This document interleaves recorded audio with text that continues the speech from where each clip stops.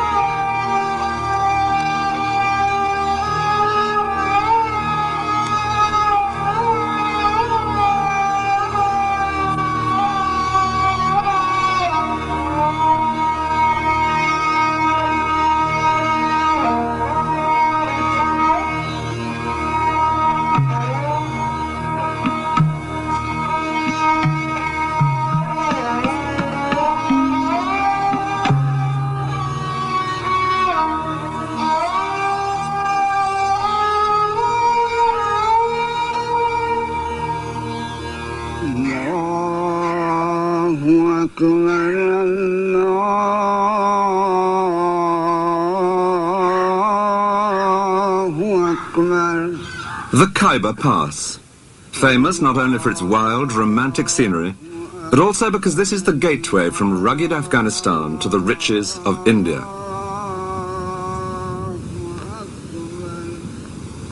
Through these mountains have come a succession of great conquerors, restless for new lands to plunder. Alexander the Great came by, so did Genghis Khan, and Tamburlaine. And if today the armed men are more local, in recent years most often the Mujahideen from Afghanistan, this remains a dangerous and exciting place, with the promise, once over the top, of India.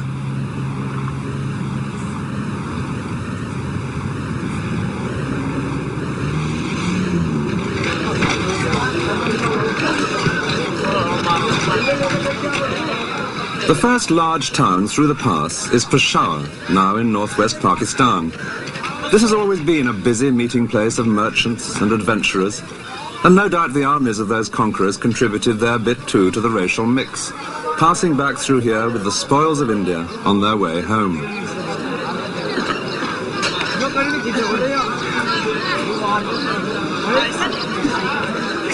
But one conqueror who came through here in the 16th century intended to stay in India. He was a buccaneer with royal blood in his veins. His name was Babar. Babar had a direct link with those earlier conquerors, being descended on one side from the leader of the Mongols, Genghis Khan, and on the other from that equally ferocious predator, Tamburlaine. But his own descendants would rule with even greater splendor. Their court in India became famous throughout the world for its lavish display, astounding the European visitors who witnessed this scene, and who would call these emperors the Great Moguls, meaning the Great Mongols.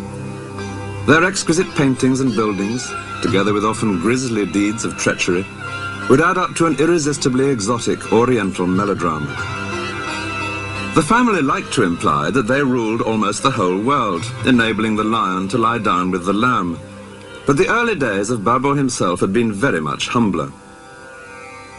His father had ruled a small kingdom to the north of Afghanistan, but he died when Babar was only 11, and his inheritance was grabbed by a stronger neighbor.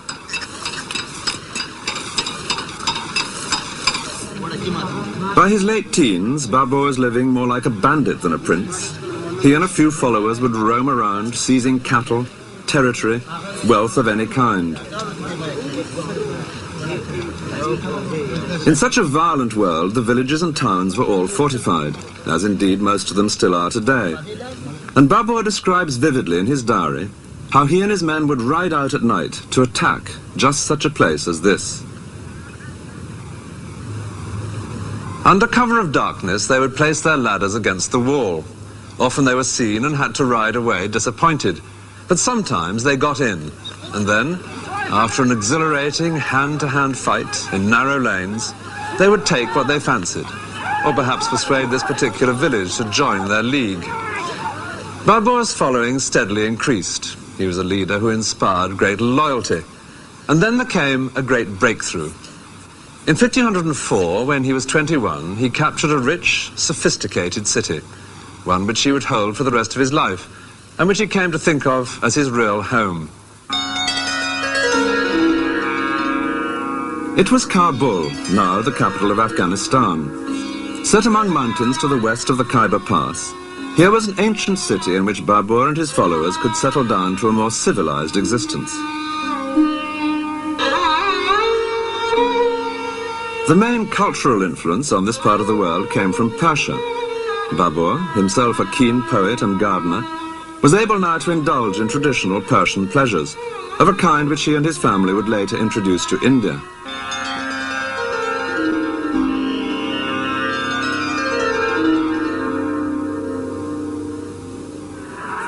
But a ruler in those days could never relax for long. A regime based only on military power needed constant new conquests to bring in more territory, more wealth. In three directions, Babur's kingdom at Kabul was unable to expand. To the north was a powerful new ruler who had been grabbing vast territories, including Babur's ancestral kingdom. To the west was the even more powerful empire of Persia. To the south, desert. That left only the east through the Khyber Pass. Northern India was ruled by many rival princes, too busy fighting each other to be likely to combine against an invader, and the prize was a rich one. India was fertile, and an army could advance unopposed in these vast plains after victory in a single pitched battle. When the time for that battle came, Babur would have one great advantage, a magic new weapon.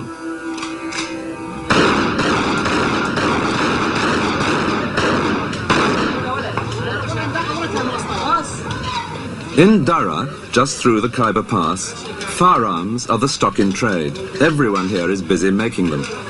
But when Babur came this way with his new muskets, which had reached him from Persia, no one knew what these strange objects were. He describes tribesmen making obscene gestures at this weapon that fired no arrow, until it went off in their direction.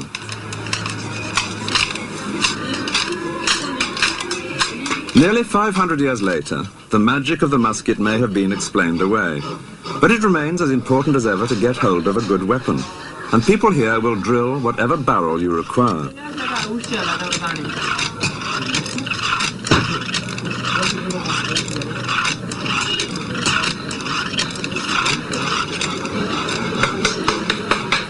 Every day, as the customers try out the wares, the valley resounds with gunfire.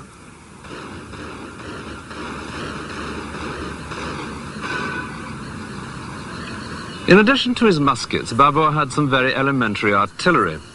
He had a Turkish gunner by the name of Ustad, meaning master, who'd been able to cast a mortar for him. A tubby vessel, something the shape of a deep vase, which when tilted upwards could fire a large stone for almost a mile. Babur had vastly enjoyed watching the hot metal being poured to cast this ultimate deterrent, and he loved the excitement when it was fired. The mortar could only manage 12 shots a day, so each one was something of an event, of which Babur kept himself well informed. A typical entry in his diary reads, "At the midday prayer, a person came from Ustad saying, 'The stone is ready. What is the order?' The order was, 'Fire this stone off, but keep the next till I come.' But if the big mortar was just a wonderful toy, it was the muskets which would make the real difference. When Babur advanced into India, he would face a vast array of elephants and cavalry, a living force far greater than anything that he could match. But with his muskets, he was able to rely on a tactic which is now familiar to all of us from countless westerns. He lashed together 800 wagons with rawhide ropes, and behind this barricade, his musketeers only had to wait till the vast, glittering ranks of Indian elephants and cavalry came within range.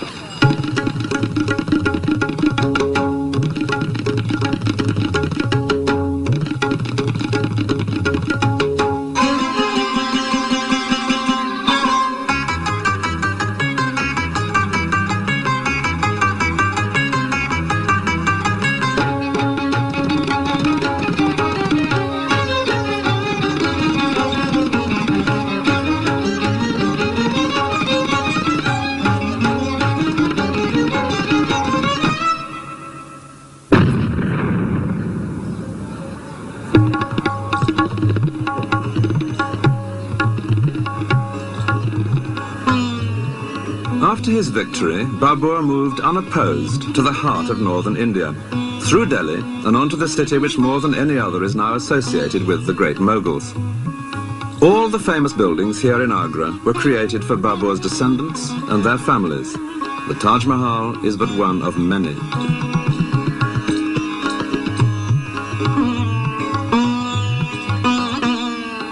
In this city, which would later display to the world his family's magnificence, Babur had a foretaste of the wealth of India. Among the booty captured here was a rather large diamond, the Koh-i-Noor, which is now the jewel in the crown of the British crown jewels.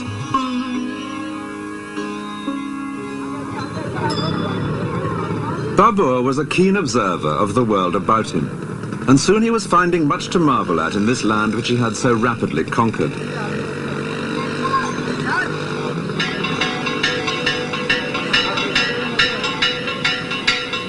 Here was a culture entirely different from the Muslim world, which had so far been the limit of his own experience, a scene of colourful and noisy ritual, and one in which women, whether in stone or in flesh, played a far more visible role, as here in a temple in Udaipur.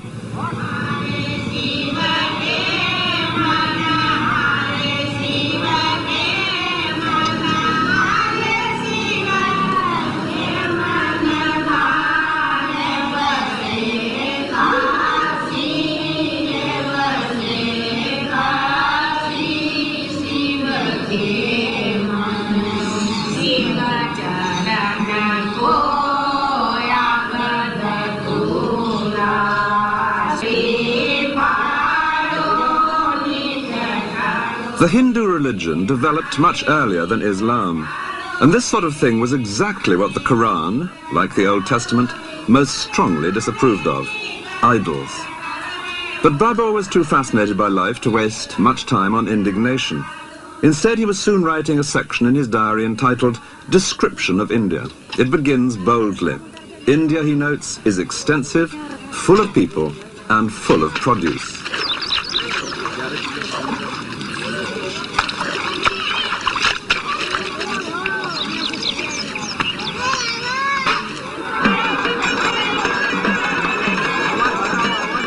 It was the profusion and colour of life in India that most amazed Babur, as indeed it does any visitor today.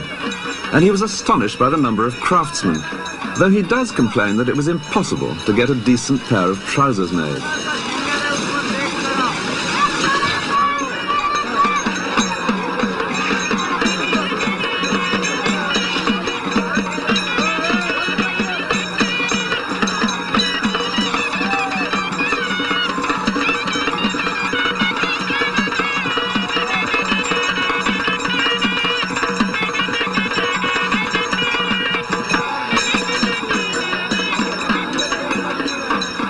With all wealth depending in the end on what the land and human skill can produce, it was perfectly evident that there were better pickings to be had here than in Afghanistan.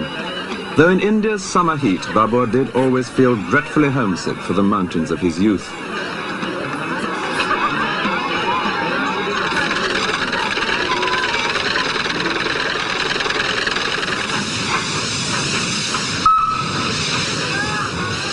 The Hindu city of Gwalior, 80 miles south of Agra, was a place where Babur noted down his impressions in great detail.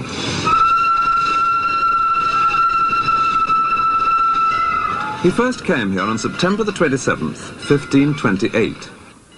That day he had earache, and so had taken opium, which was causing him to vomit when he visited this great fort. But, like any good tourist, he put up with that.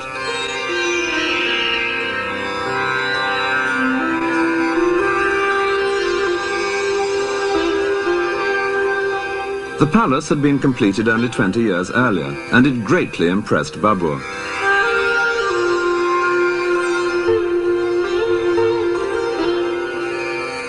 He noted the tiles, which included, he said, the semblance of banana trees.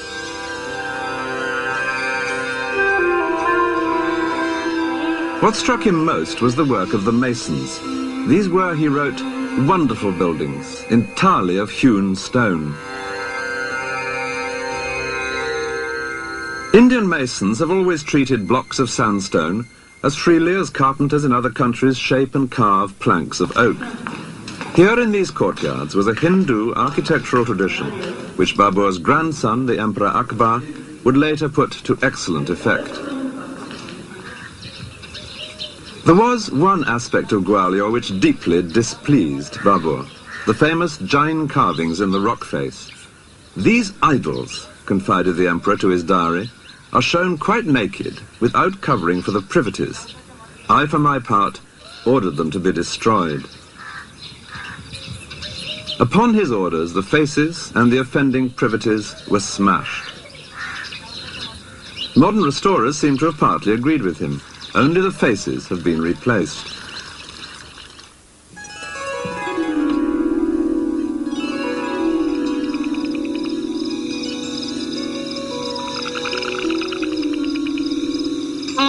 The illustrations, done later for his diary, reflect Babur's fascination with the wildlife of India, though the artists don't always seem to have studied nature as closely as he might have wished. One frequent complaint in his text is the lack, in India, of good, cool streams. All the Mughal emperors loved water, and where they didn't find it in nature, they set about providing it in gardens.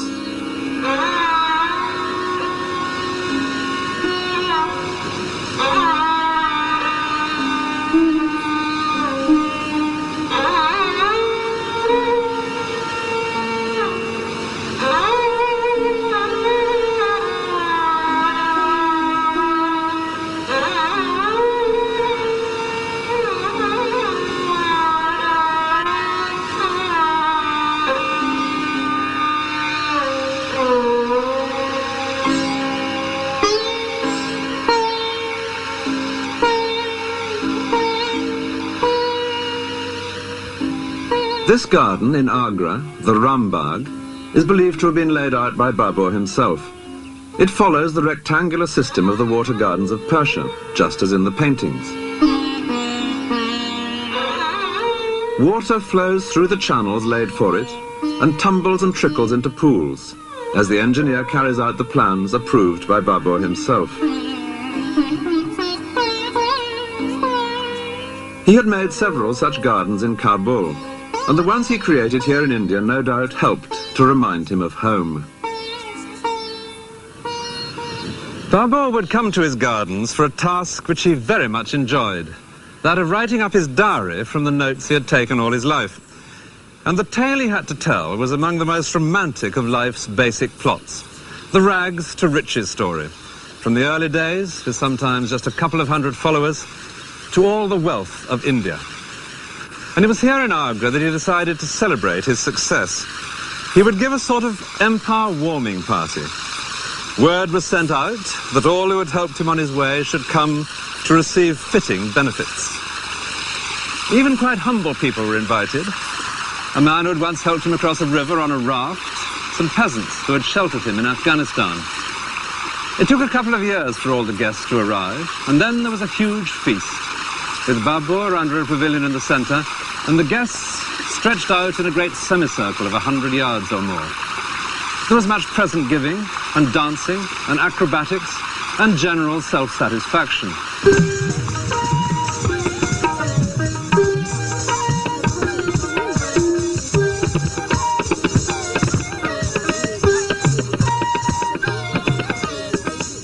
In India's climate, most celebrations still take place in the open air.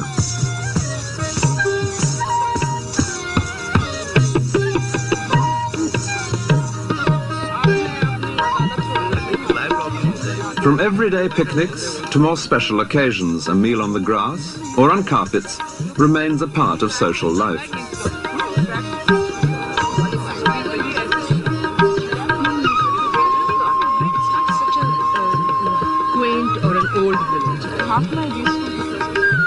It's nearly 500 years now since Babur's great feast, but the music, the food and the clothes here today are still true to the past, though at Babur's party the only women would have been the dancing girls.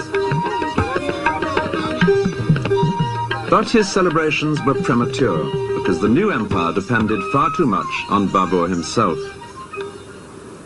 2 years after the feast, he died, His had been an action-packed life. He was still only 47. And though his dynasty would later prosper, as this painting reveals, it was to be a close-run thing. He was succeeded by his son Humayun, aged 22, who had fought beside his father in the capture of northern India, but was a very different character. Humayun had nothing of his father's brisk energy. He was charming, sentimental, much given to scenes of tearful reconciliation with those who had conspired against him, and superstitious, exceedingly superstitious.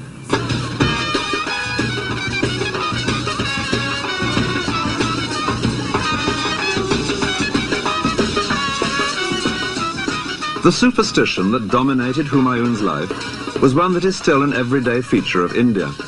This marriage procession, a familiar sight in the streets here, couldn't possibly happen without the precise time being chosen in advance by an astrologer.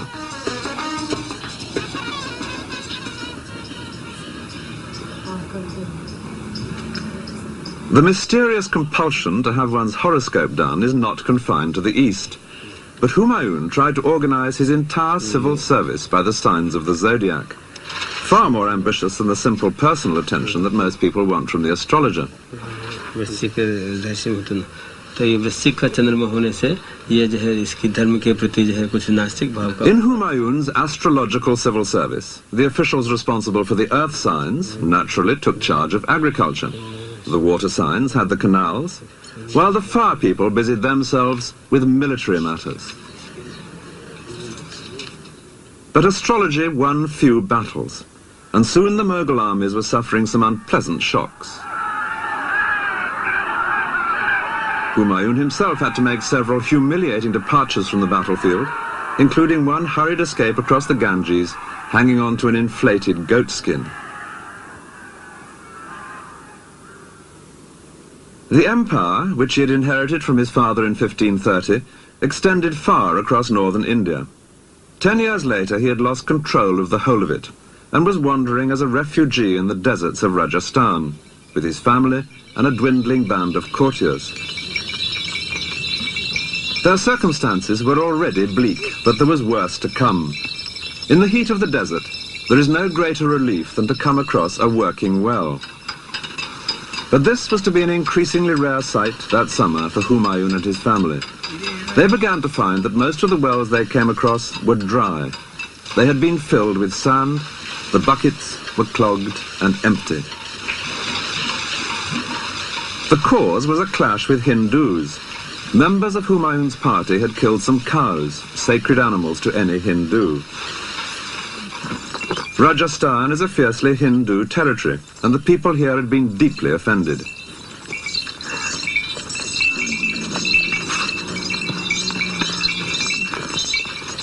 It was because of this sacrilege that the wells were being filled by followers of the ruler of Jaisalmer, one of the great desert strongholds of Rajasthan. This kingdom was just the sort of place Humayun's descendants would have to come to terms with if they were to recover and hold India. But for the moment, mere survival had become the one priority for the evicted emperor and his family.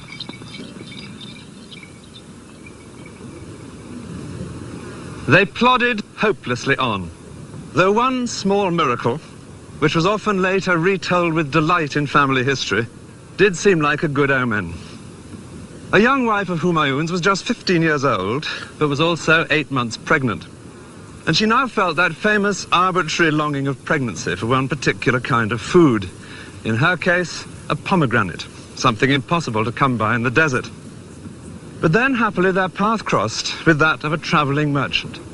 And he was found to have, in his saddlebag, one large, juicy pomegranate. Then, a month later, at a small oasis, the real miracle. The birth of a son who would later radically transform the family's fortunes. They called him Akbar. He would spend his childhood as a refugee because his father would soon be chased right out of India. But against all the odds, Humayun later fought his way back in to recover the empire. And Akbar, the child of the desert, would grow up to deserve, more than any other member of his family, that simple but resounding title, the Great Mughal.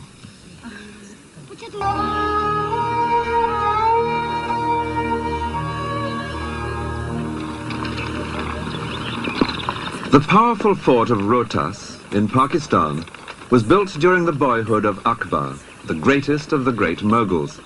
But it was built by a rival who had driven Akbar's father from India, a mere 15 years after the family had conquered the land. The Mughal Empire now seemed little more than a 9 days wonder. But then India fell once more into chaos, and Akbar's father managed to fight his way back past here to recover his kingdom. It was the plains of northern India which the Mughal family had conquered in 1526, and which Akbar's father, Humayun, now recovered, settling back into his capital city at Delhi.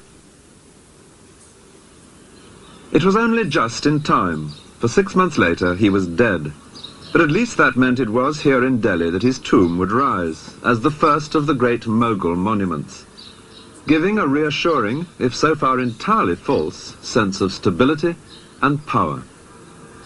Above the tomb, a dome, like a bud which would later flower in the dome of the Taj Mahal, reflecting the Persian traditions behind the Mughal family. Poetry played an important part in Persian court life, and with pleasures such as these, Humayun now relaxed once again in Delhi. As well as reading poems, a favourite game was to improvise them, and naturally his reconquest of India was the most popular subject of all. It was into this building that Humayun now moved his precious collection of family manuscripts. This was the scene of the poetry readings, but the scene also of a disastrous accident. One day in 1556, Humayun was up here on the roof of his library. He'd been hearing the latest news from Mecca, from some pilgrims who had recently returned, and he was discussing with his astrologers the hour at which they expected Venus to rise, because he intended to hold an assembly at that propitious moment. And when that time had been agreed, he began to go down these steep stone steps. And then, something which the astrologers had evidently not foreseen. His foot was on the second step, when he heard a muezzin from the nearby mosque calling the faithful to prayer. And as Humayun turned to incline his knee in respect, he tripped in his robe and fell headlong down.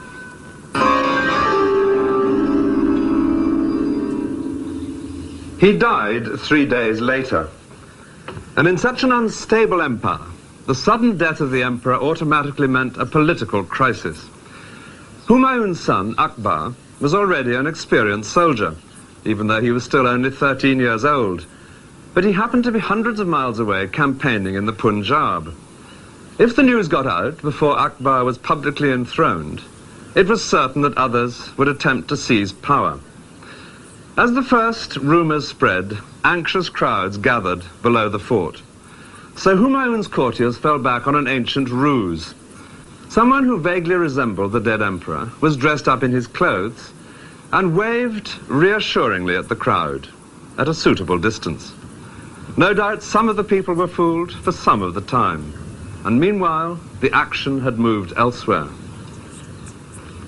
When the news reached Akbar, he was miles from anywhere in this vast plain. He had with him an experienced general to keep an eye on the boy, and the general now organized a hurried but essential ceremony. There had to be a coronation. The king is dead, long live the king.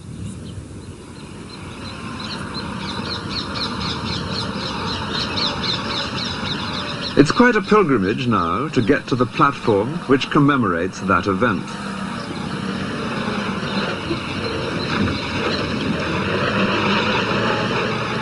Known as the throne of Akbar, this surely has to be the least visited of all Mughal monuments.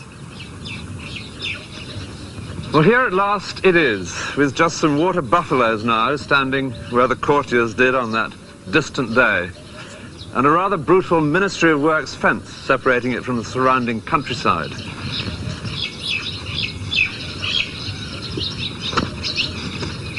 It's in a very dilapidated state, but you can just see how it must have been as a Mughal monument. Here, for example, water would have come rippling down over a carved stone, a very Mughal detail. Dreary though this looks, it's a most evocative place, because that event, here in the middle of nowhere in 1556, was to be the turning point for Akbar's family, leading to more than 100 years of astonishing achievements. But on the face of it, as he sat here that day in a golden robe specially made for the occasion, the prospect was bleak. It was only to his own army grouped around him that he was emperor. Others would have different ideas. His claim to rule was not that strong. His father and his grandfather had between them notched up only 15 years ruling in India. And there were plenty of rival rulers who would now see a young boy on the throne as just the chance they'd been waiting for. As proof of that, it wasn't long after Humayun's death before a large Hindu army captured Delhi, and then moved in this direction to drive Akbar from India. In the resulting battle, the Mughals were heavily outnumbered, and if they'd lost that battle, there would have been no Mughal Empire. In the event, they were saved by a stroke of luck. A chance arrow hit the Hindu general in the eye, and the sight of him, slumped so visibly on top of his elephant, caused his army to flee. On such small incidents, the tide of events can turn. By the end of the battle, the Mughals had captured nearly 1,500 elephants, and it was like that many tanks, in perfect condition and with plenty of fuel and ammunition, falling into the hands of a modern army. So Akbar and the elephants were able to march back together into Delhi, for the moment unopposed. After the victory, a tower was built using the heads of the enemy, a custom whenever the defeated were non-Muslims. Rotting by the roadside, this was not a tradition well calculated to appease the local community. The young Akbar, on the face of it, seemed unlikely to appease anything. Physical danger was what he loved. Indeed, he'd been so much the athletic schoolboy that he never even learnt to read. Yet this was the emperor, Akbar, who had come to see the problems of India with its rival communities of Muslims and Hindus in a new and very unconventional light, shocking many of his own Muslim followers in the process. The great centre of Hindu power lay to the southwest of Delhi, in the area known as Rajasthan, the land of the Rajas. Their fortresses dotted this ancient and highly colourful territory, and two in particular would be of great importance to Akbar: Chittor and Amber, which is now known as Jaipur.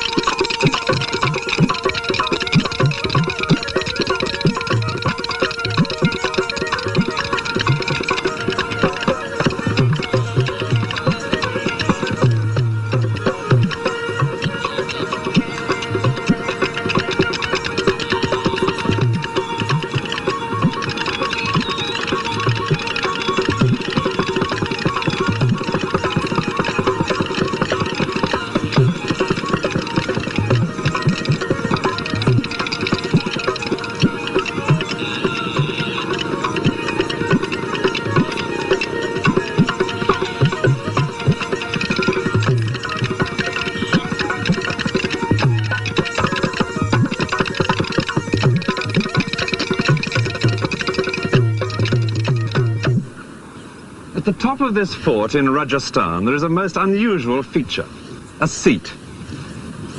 It's perfect now for enjoying a quite spectacular view, but that wasn't its purpose.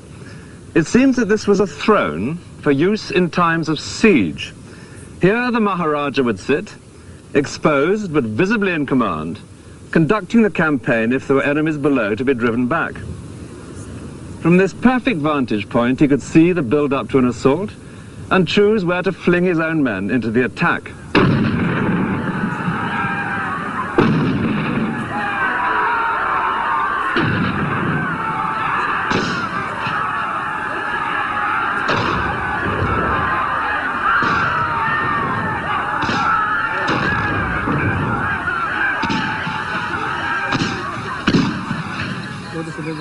The ferocity of the fighting men of Rajasthan, the famous Rajputs, was legendary.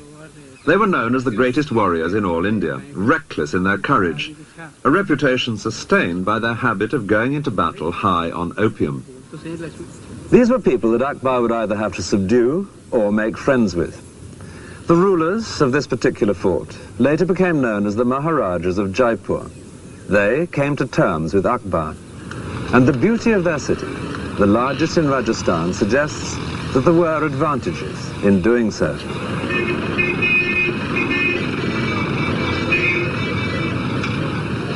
Jaipur was built as a completely new city after 2 centuries of alliance with the Mughals. It all began with a marriage. At an Indian wedding, even today, the bridegroom, with a small male relation mounted in front of him, goes on horseback to meet his bride.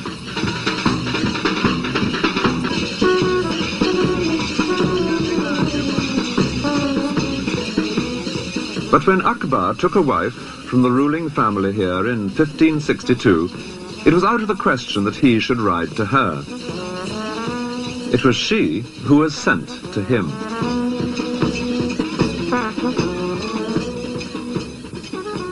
To present a bride to Akbar was a way of making an alliance, in effect like signing a treaty. And as he travelled round with his court, building up his fragile empire, he made many such arrangements. His harem contained some 5,000 women, mostly slave girls. Among his wives there were several Hindu princesses, each a token of friendship from her own family. But the first had been the bride from Jaipur, and beneath the fort there would soon appear the famous palace of Amber, the first unmistakable sign of a new prosperity. It was built some 40 years after the wedding by a Maharaja who had become Akbar's leading general. His palace has become one of the great sights of India.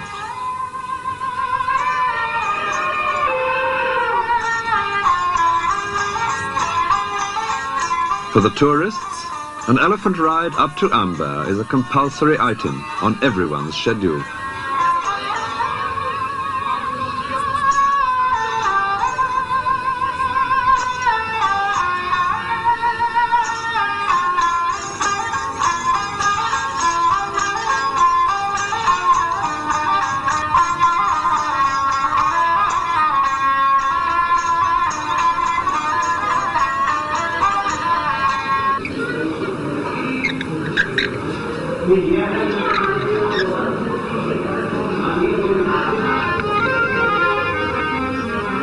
The most impressive details were naturally in the Maharaja's own quarters, with patterns of inlaid stones and fragments of mirror.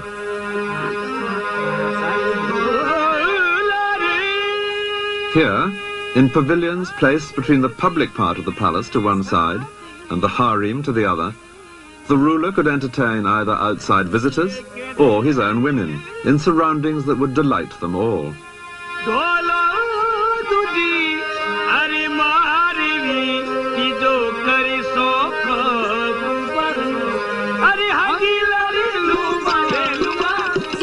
A few miles away, in their new city of Jaipur, the Maharajas of Amber would build another palace. And it's here that their present-day descendant lives. I asked him what benefits he felt there had been for either side in the family's long relationship with the Mughal emperors. The Mughals got governors and generalship from the House of Amber, and the House of Amber got the peace and tranquility to be able to pursue and build the city of Jaipur, and was again considered one of the main Hindu and Rajput states of that period. And what about religion? Well, again, it gave Raja Jai Singh great time to protect the Hindu religion during his reign. Akbar spent much of his time moving round with a vast army, using the sport of hunting as his diplomatic cover. Any troublesome ruler might soon find the emperor killing deer on his own doorstep, with the infantry standing in as beaters. One of the ways of hunting that the emperor most enjoyed was with the cheetah, the Indian leopard. the fastest animal on Earth.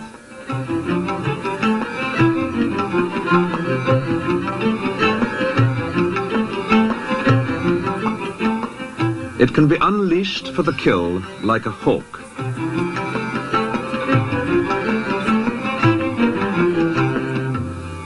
This crowded scene, with a fence in the background, depicts another favourite way of hunting. Akbar's soldiers would drive the deer in from miles around in an ever-shrinking circle. Then, as soon as the terrified animals were contained in a small enough space, the portable fence would be put up around them, and riding in with sword or lance or gun, the emperor would indulge in an orgy of killing.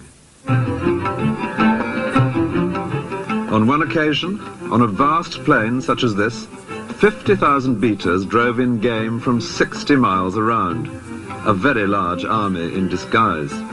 No wonder most rulers proved friendly when Akbar passed by. But there were exceptions, in particular the Rana of Mewa, who held the great fort of Chittor. As the senior prince of Rajasthan, he openly scorned the House of Amber for having given a daughter to the Mughal harem. Akbar determined that this proud knee must bend. In 1567 he arrived below the fort with his army, which included Hindu princes from Amber. Chittor itself is nearly 4 miles long, but Akbar's camp extended 10 miles. It was to be one of the most famous sieges in Indian history. Akbar used 2 methods of assault, both of which are shown in these views done by his painters. One was mining, burrowing under the walls with explosives. The idea was to blow up a section for the soldiers to enter the fort, but fuses were unreliable, and the Mughal army suffered a major disaster when a charge went off in 2 stages.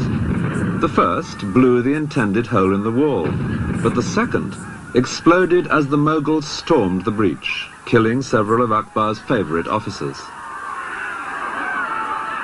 The other method was a fortified corridor, which was gradually extended until it reached the walls. From its protection, snipers, often including Akbar himself, would get closer and closer shots at the defenders. For 4 months, this daily trial of strength dragged painfully on. The siege came to a sudden end because of a single bullet. There had appeared on the ramparts on that particular day a Hindu officer, and in the way of the times, the bullet that killed him was soon credited to the gun of the emperor himself. It's true that Akbar did take an active part in the daily business of sniping at the fort, and it may well be that he did fire the lucky shot. But the significance of what had happened was not immediately appreciated in the Mughal camp, until they observed that fires were breaking out all over the fort. Then the Hindu generals in Akbar's army were able to explain to him what was happening. The man who had died must have been the prince in command of the fort, and the fires were part of a grisly but hallowed Rajput ceremony, which always took place whenever defeat seemed inevitable. यानी कि हम जब राजपूत हार जाते हैं तो भी हमारी राजपूत परिवार की स्त्रियां जोहर में जलती हैं. जोहर शब्द का मतलब The Johar, described to every visitor here, is the favourite incident in Chittor's history, a symbol of the unyielding pride of Rajasthan. For the wives of Rajput warriors, death rather than dishonour was the compulsory tradition in the face of defeat. They were all burnt before their husbands sallied forth to meet their own equally certain end in a final, hopeless battle. Inside the fort there were some 40,000 peasants living, and, unusually for him, Akbar now allowed them too to be massacred. Clearly this victory over the uncompromising Rana of Mewa was to be taken as an example. The city of Udaipur reveals that the Rana himself compromised in a rather different way. He had left his men to defend Chittor while he withdrew to start again here, further removed from the centres of Mughal power. An unglamorous decision, but it preserved the independence of his house, which never intermarried with the Mughals, and it gave us one of India's most beautiful cities.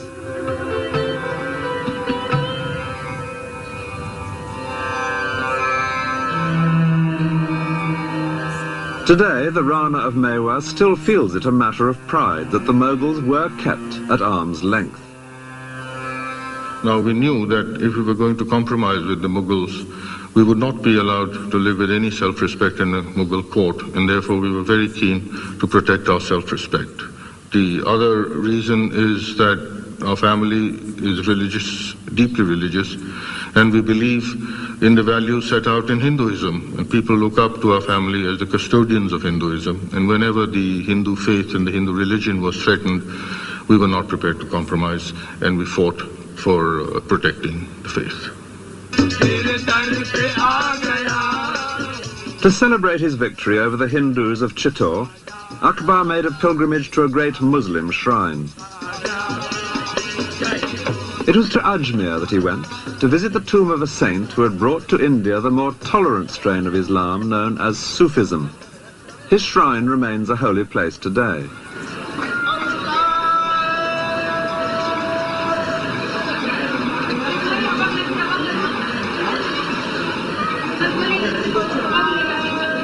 The saint here had died 3 centuries before Akbar's visit, but it was to be a living saint who had now become of great importance to the emperor.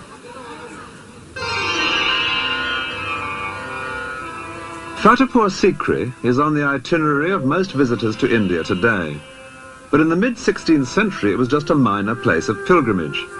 There was a saint living here of the same tolerant sect as the saint at Ajmer, and like other holy men, he would receive visits from those seeking comfort or advice.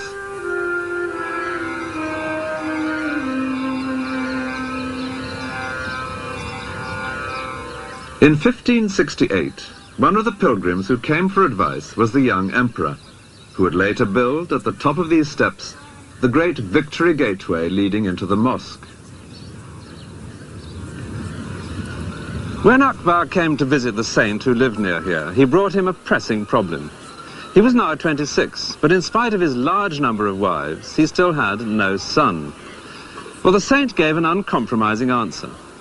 Without hedging his bets, in the usual way of soothsayers, he declared categorically that the emperor would have not 1 son, but 3.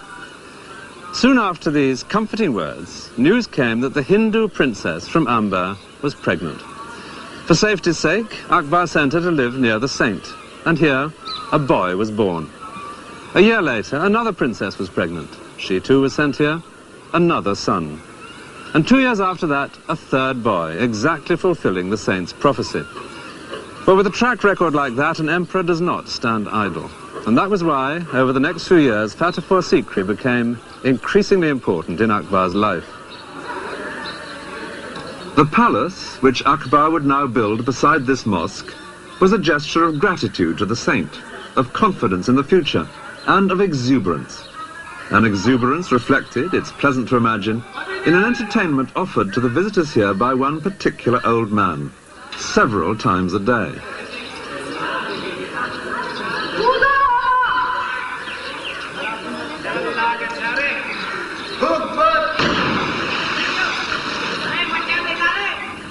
When Akbar began to build here at Fatehpur Sikri, he had been 17 years on the throne. Since that hurried coronation as a boy in the plains of the Punjab, he had turned his shaky inheritance into a stable empire. He was just 30, and there was still much to achieve. But now, with those 3 sons born here, there would be someone to pass it all on to. His family's future had never looked better.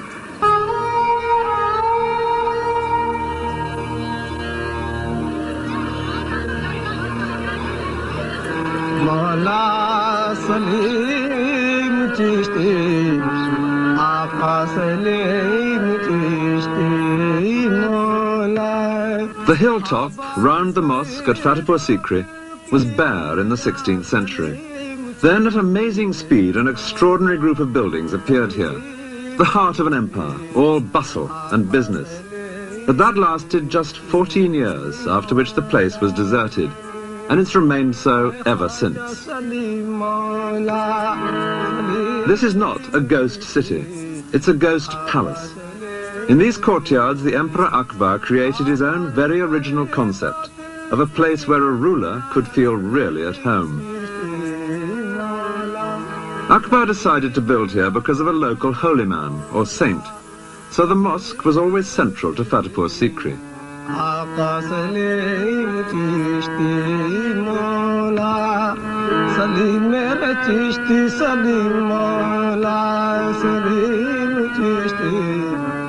The saint died soon after the building work began, but then a saint's tomb, properly tended, can be almost as propitious as the saint himself. Clad in fine white marble, which was added by Akbar's grandson, the tomb is the centerpiece of the courtyard.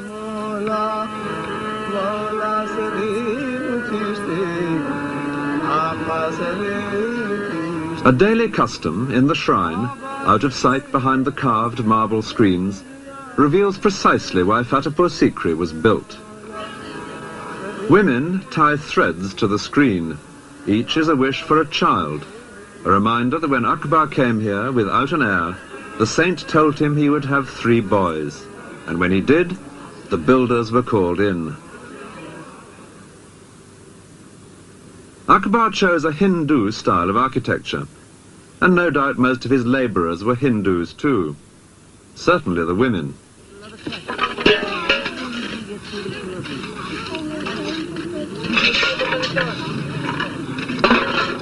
This is still a familiar sight anywhere in India, and if it looks now a little slow compared to methods elsewhere, nobody could have said that about the building of Fatehpur Sikri, where it took just a few years to create a palace worthy of an increasingly confident emperor.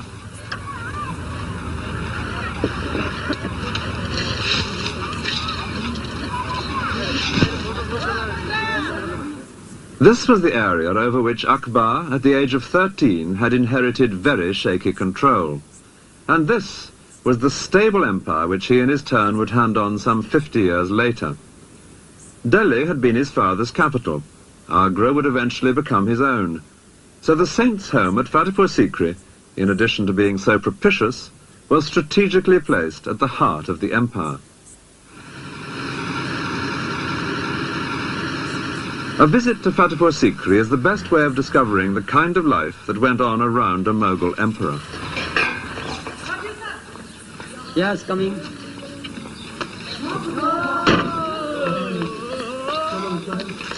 There were even more barriers then. From the Mughals to the British to today, there is nothing new about Indian bureaucracy.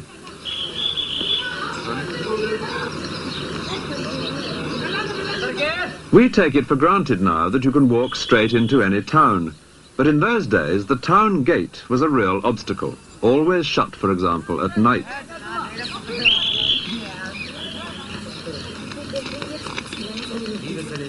This next gate was the entrance to the palace itself. Whenever the emperor came through here, there were musicians playing for him in the room above. But for the rest of us, the name of this one has a somewhat familiar ring. It was known as the Naubat Khane, which means roughly the house of taking one's place in the queue.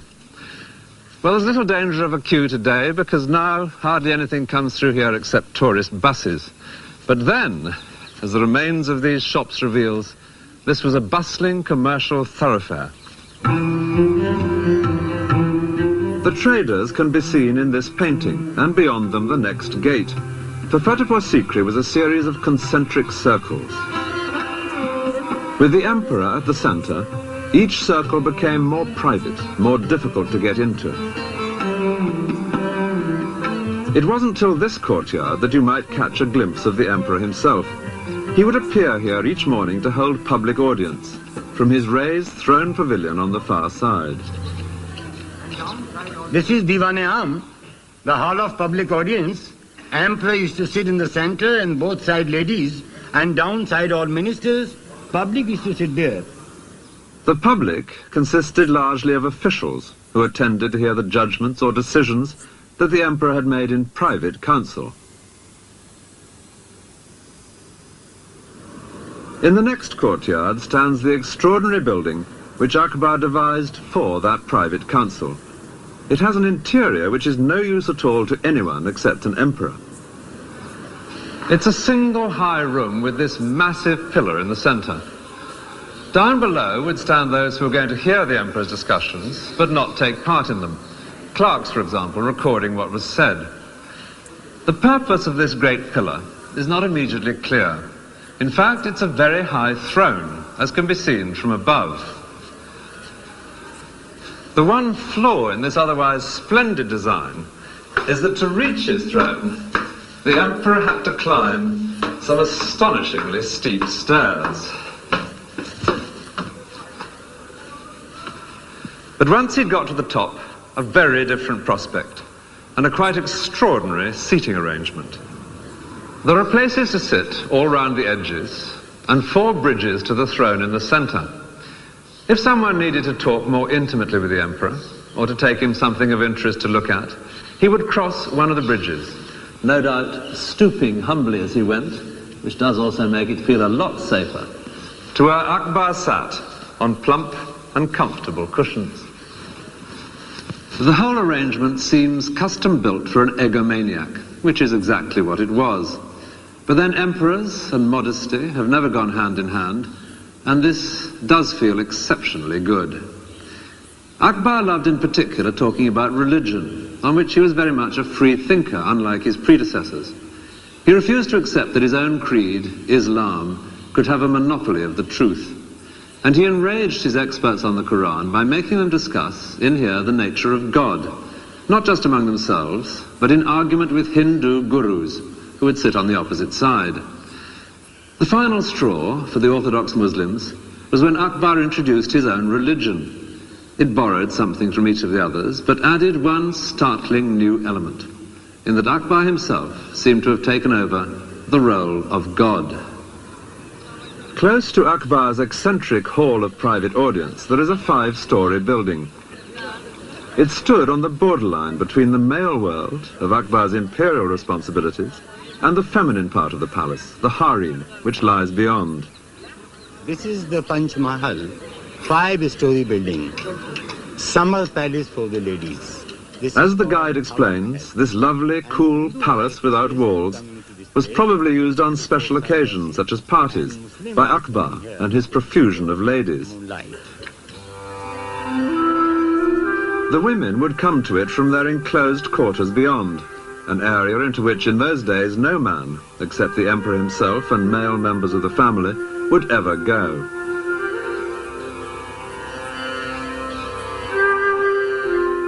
Akbar provided intricately carved surroundings for his harem, which included both Muslim and Hindu wives. But the method of construction at Fatehpur Sikri is entirely Hindu, with the straight lines of great stone pillars and beams instead of Muslim curves. These rooms were lovely places to loll and chat in on a warm evening. If they look a bit stark now, it's because they're unfurnished. This is like viewing an empty flat, and as on that occasion, the trick is to imagine the missing items.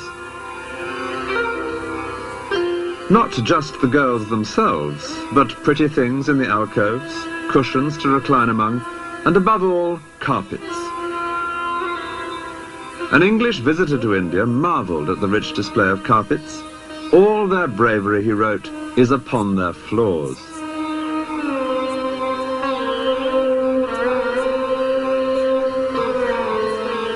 In many Indian villages, carpet making in the traditional way is still an important industry. The sound here is that of the various foremen, calling out which colour of wool is to go where to form the pattern.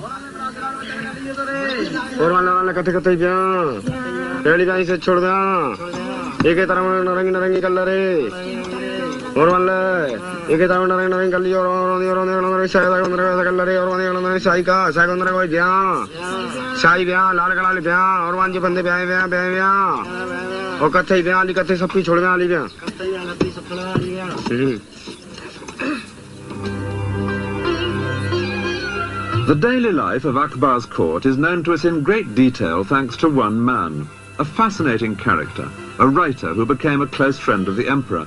His name was Abul Fazl. In Fatehpur Sikri, at a discreet distance from the harem, is this house. It's believed to be the one in which Abul Fazl lived.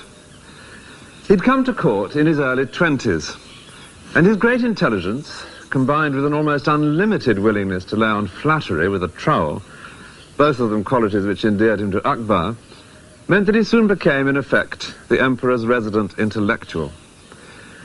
The great task which Akbar entrusted to him was the recording for posterity of his life and possessions and achievements. And these 3 fat volumes are less than half of what Abul Fazl wrote. Indeed, in the printed version, his work amounts to some 4,000 pages. The greater part of that is his history of Akbar's reign. And this was a project organized with a thoroughness typical of the emperor. Orders were given that all his elderly relations and the oldest palace servants should write down everything they could remember about the past. As to the present, there were now to be 2 scribes on duty every minute of the day, noting down everything that happened. An Englishman visiting the Mughal court wrote that no part of the emperor's day goes unrecorded. No, not so much as his going to the necessary, or how often he lieth with his wives, and with whom, so that it may appear in the chronicles. Well, the chronicles were what Abul Fazl provided, and illustrating them became the most important task for Akbar's great studio of painters. In this house there lives a family of painters who have practiced their craft here for generations, for the most part producing images in the traditional styles of the past.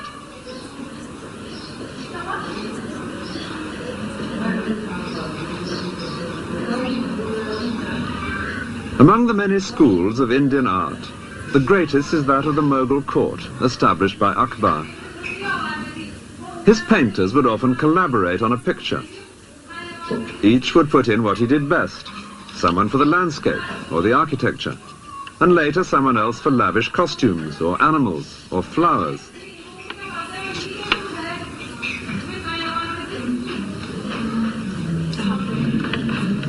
And always someone for the most skillful task of all, the faces. They had to be recognizable. What Akbar looked for in a painting was an accurate image of the life that he knew.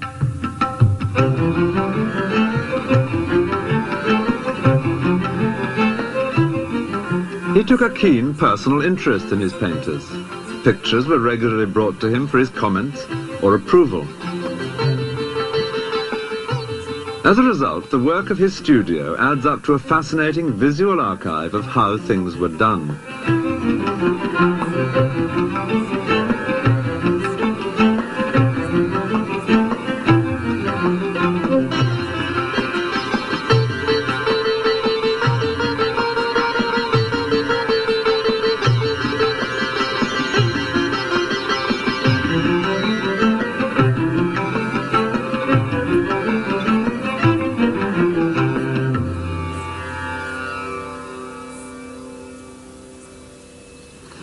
In his great work, Abul Fazl also collected masses of dusty information about the empire and how it functioned. Statistics, for example. There are columns and columns of them, and they run on for page after page after page. And then there are fascinating nuggets of very unexpected information. The ranks of the camels and their servants, or regulations for oiling camels and injecting oil into their nostrils. Whenever anything worth having has been invented, it's invariably credited to Akbar himself. Under the manner of cleaning guns, we learn that this used to be a most laborious task. But His Majesty, from his practical knowledge, has invented a wheel, by the motion of which 16 barrels may be cleaned in a very short time. The wheel is turned by a cow. And then there are fascinating details about Akbar's daily routine. We learn that he never drank anything but water from the Ganges, which was carried with him wherever he went. And he had the great luxury of ice arriving every day of the hot Indian summer in an endless succession of boats and carts from the distant Himalayas. He only had one meal a day, but the fuss that caused was phenomenal on its long journey from the kitchen. India's housewives still prepared dishes for their husbands to take to work in that splendid Indian invention, the tiffin can. But Akbar's dishes were sealed for a different reason, fear of poison. Before sealing, each was tasted by 3 officials. If anyone was going to die in instant agony, it would not be Akbar. One of the greatest bonds between Abul Fazl and Akbar was a shared love of religious speculation. And Abul Fazl spends a great deal of space in this volume describing the beliefs of different religions. So both men were equally delighted when a third element was added to the discussions held here at Fatehpur Sikri between Muslims and Hindus. There arrived from Goa something entirely new, a couple of Jesuit missionaries. Christian engravings had already begun appearing in the elegant scrapbooks kept by Mughal courtiers, because the Portuguese had now been in Goa, on the west coast of India, for half a century. Distributing images of this kind was a part of missionary activity. The efforts of the missionaries did lead to some surprising juxtapositions. The companion for Jesus is Akbar's own son, Jahangir.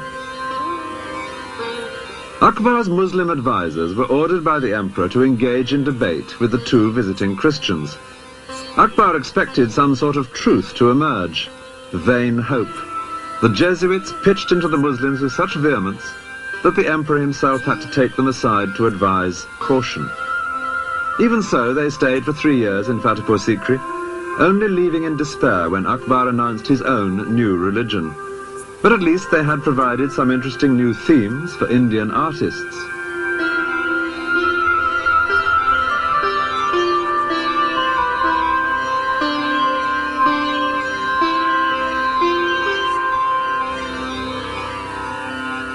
Abul Fazl is seen here presenting part of his great work to the emperor.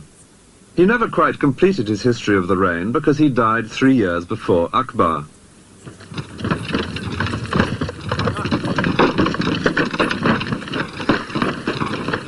This romantic place, by the name of Orcha, 100 or more miles south of Fatehpur Sikri, was where Abul Fazl met a violent death. And how the free-thinking intellectual came to this improbable end at the hands of the man who ruled here requires some explanation. In what was essentially a military society, the only way of real progress to fame and fortune was by proving oneself in battle. So Abul Fazl used his influence with the emperor to be given military command, and soon he was in action.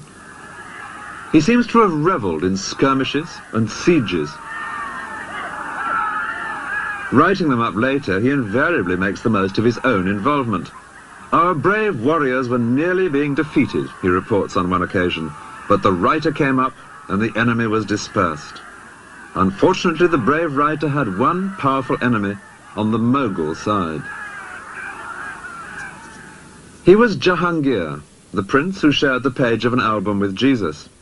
As the eldest son, he was Akbar's natural heir, but he had led a most dissolute youth, and Abul Fazl had made no secret of his low opinion of him. Now the prince was showing signs of open rebellion. The emperor, Akbar, summoned Abul Fazl back from where he was campaigning in the south, because he wanted his advice. But Jahangir knew that any such advice would be deeply hostile to his own interests. He decided to take action. Far to the south of Agra and Fatehpur Sikri, Abul Fazl was busy campaigning on the distant borders of the empire when he received Akbar's summons to return to court. He set off, confident as ever, to advise his emperor. But his journey would lead him straight into an ambush. Jahangir was friends with the Raja who had his stronghold at Orcha, and he knew that Abul Fazl would have to pass by here on his way north. So he sent word that if the Raja would stop that sedition monger and kill him, he could expect every kindness from the prince. Abul Fazl and his small party were overwhelmed here by about 500 horsemen. He'd had advance warning of the ambush from a spy, and it seems he could have escaped. But he was playing to the hilt his new role of Mughal warrior. He fought to the death. As proof that the deed was done, his head was sent to Jahangir. And tradition completes an unsavory tale by adding that the prince threw it into a latrine. I can't help identifying with the writer who'd worked so hard collecting facts to glorify the Mughal court. It was an unworthy end. A great new palace nearby at Datia was begun by the Raja a few years after he had disposed of Abul Fazl. Its opulence suggests the scale of reward for political murder. The new building was in the same style as Fatehpur Sikri, but ironically Fatehpur Sikri itself had already been abandoned. It seems the water supply had failed, so the imperial caravanserai moved on, leaving only the ghosts of a brief 14 years of glory.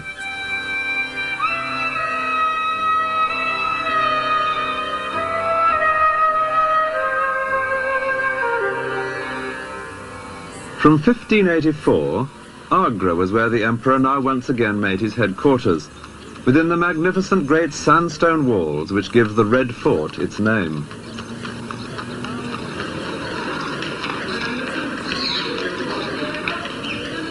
They were walls and gates which Akbar himself had built before his move to Fatehpur Sikri.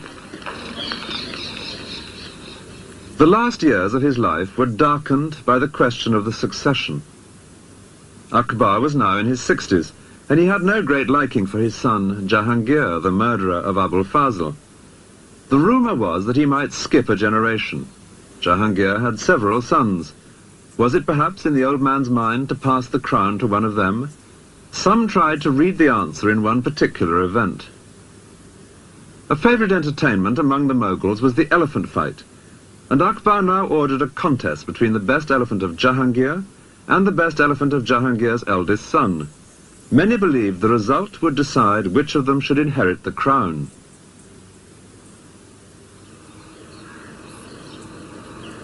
These elephants are high on the wall of the Red Fort at Agra, above where elephant fights invariably took place.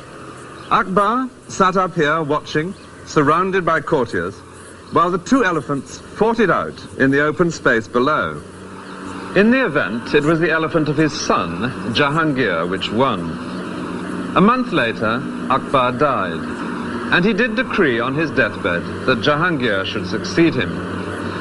But the real person to have watched on that day of the elephant fight was a 13-year-old boy who sat up here beside his grandfather. He was a younger son of Jahangir, who had become known as Shah Jahan, and he would add a new and darker strain to his family's history. He would kill brothers, nephews, cousins on his path to the throne. After 3 generations of peaceful inheritance, the dynasty of the great Mughals was about to plunge into the most lurid of Oriental melodramas. But first, a tomb for the emperor. Akbar's monument near Agra perfectly reflects his achievement. Parts are in the Hindu style, and parts in the Muslim tradition of arches and minarets. It's a mixture in keeping with Akbar's own vision of harmony between the two communities of India, and its imposing mood does justice to the man himself. He had indeed lived up to the bold name he had been given. For Akbar, in Arabic, is the everyday word for great.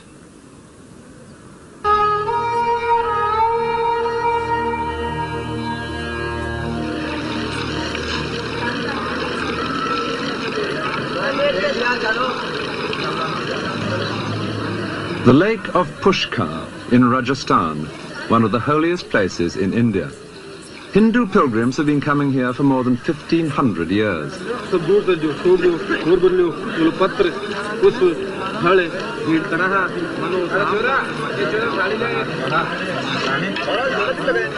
But Mughal emperors came too to see the pilgrims, in particular Akbar's son Jahangir. Jahangir loved to observe everything that went on in his empire, including the details of the various rituals.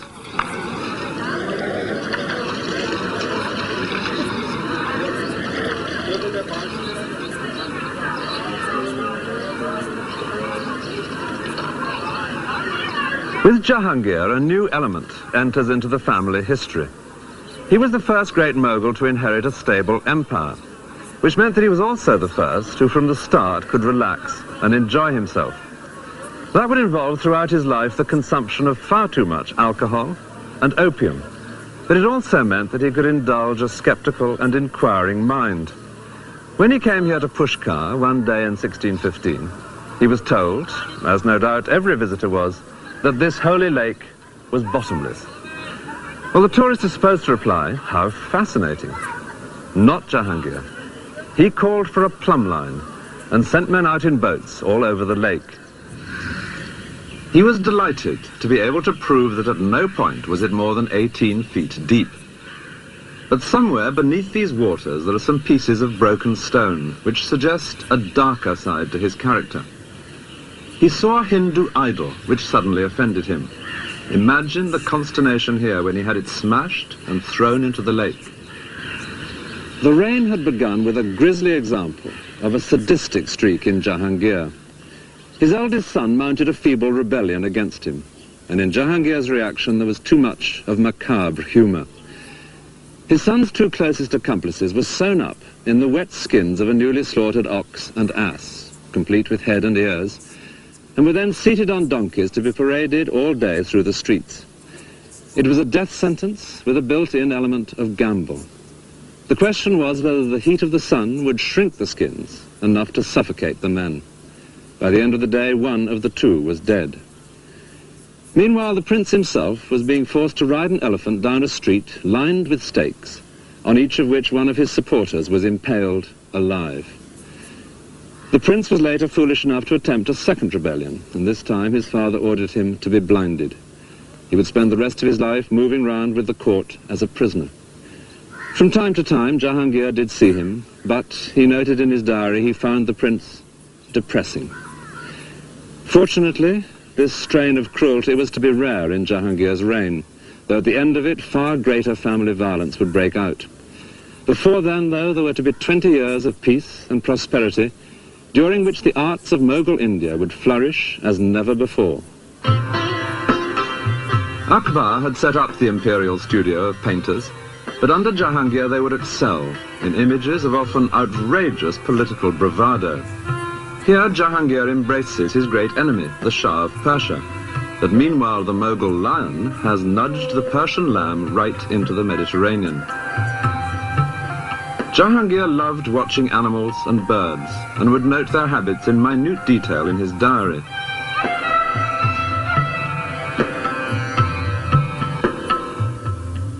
But the diary is just as detailed about his own habits, recording with great precision his decline into alcoholism. From wine he turned to spirits, and then to double distilled spirits. He was drinking 20 cups a day at one period, with a dose of opium as well, and he was at no pains to conceal this alarming fact. Indeed, he even had himself shown with a wine cup on one of his coins, deeply shocking to the Muslim faithful. Life in Jahangir's empire is known to us in great detail, partly because it was now receiving much foreign attention. Ships from Portugal, Holland and Britain were sailing right round Africa to visit this land of fabled wealth. It was from the port of Surat in 1615 that a very articulate Englishman set off inland on an arduous journey to seek out the emperor, who was with his army a few miles from Pushkar at the city of Ajmer. Actually, by a strange coincidence, there were two Englishmen here in Ajmer that winter of 1615. They couldn't have been more different, though they did decide to share lodgings. One was the first official British ambassador to India. King James I had sent him out to try and set up a trading agreement for the newly formed East India Company. The man chosen for this difficult task was Sir Thomas Roe, and he describes how he met in Ajmer that famous unwearied walker, Tom Coriat. Coriat was a writer who had indeed spent 3 years walking to India, but was determined that his readers should see him on an elephant. He was lucky to be alive, since his idea of good Christian behavior was to climb the minaret in mosques and to shout down that Muhammad was an impostor. Roe was soon deeply embarrassed by his eccentric compatriot. Coriat was something of a linguist, and he now addressed to Jahangir a speech in Persian, which was fine until Roe discovered what he was saying. He was asking the emperor for money, which Roe considered unseemly in an Englishman. Roe himself, by contrast, had brought presents for the emperor, which was essential for an ambassador because presents played a major part in Mughal court life. Indeed, Roe describes how people would hold up in the air the gifts they had brought for Jahangir, and if something nice caught his fancy, he would ask that person what business he had come upon. Unfortunately, Roe's presents, which had been provided by the East India Company, turned out, when they were unpacked, to be mouldy, which provoked a very sharp letter home. Even so, he did make progress at court, and soon he was invited to one of Jahangir's evening parties.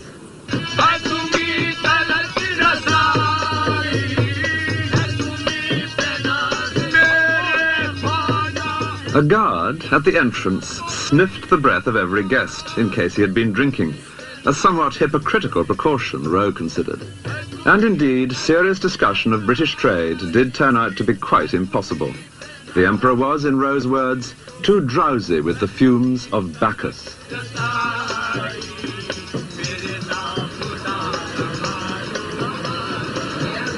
The day came when the whole imperial court was to move elsewhere, and Sir Thomas Rowe stood at this gate to watch the Emperor's departure.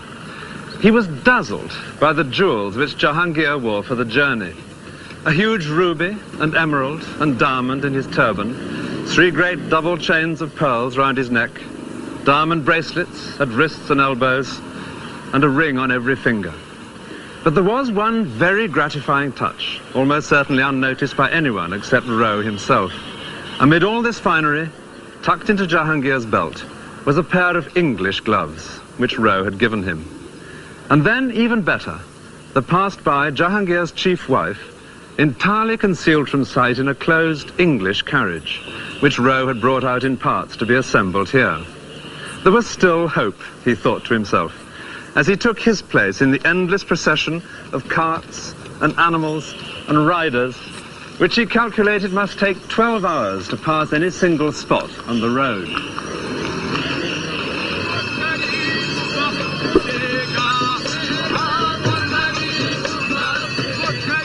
The Emperor's own travelling palace itself needed 600 animals to move it from one place to the next. And when the whole city of tents was set up, Rowe considered it one of the wonders of his experience. It was some 20 miles around. Here the daily life of court and government could be carried on just as in a permanent city of stone. After 4 months on the move, the royal caravan came to Mandu, a vast hill fortress where Jahangir now settled in for a prolonged stay. Here were palaces in which it was a joy to relax after the upheavals of travel.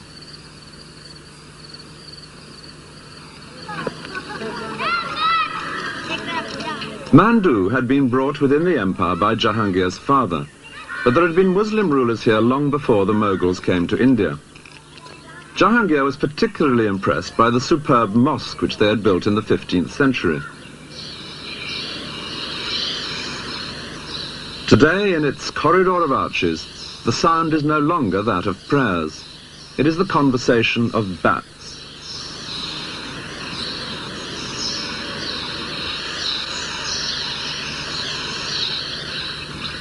Sir Thomas Rowe's first task, after arriving in Mandu with Jahangir's court, was to find lodgings. He couldn't afford the comfortable places that were being snapped up by the rich courtiers, so he set off to look for something within his own means. And eventually, he came across a deserted mosque, which he thought might just do him. And this is believed to be the very one. It's not exactly lavish, but he would make the best of it. First of all, putting screens across the entrances to keep out intruders, and particularly some that bothered him at night. There were lions prowling about. I like to think of him safely barricaded in here with his dwindling stock of presents for important people piled high in an alcove. Now he could get on with the real work of an ambassador, joining in life at court, being seen at the best parties, always trying to get the ear of the emperor. One of the most important parties was on the emperor's birthday. Rowe managed to get an invitation and so saw a central event, the weighing of a member of the royal family against gold and then against silver and jewels. The idea was that his weight in each of these valuable commodities would be distributed to the poor. Rowe doubted that the money would really be handed out, but conspicuous generosity was good for the imperial image, and by now the empire was prosperous.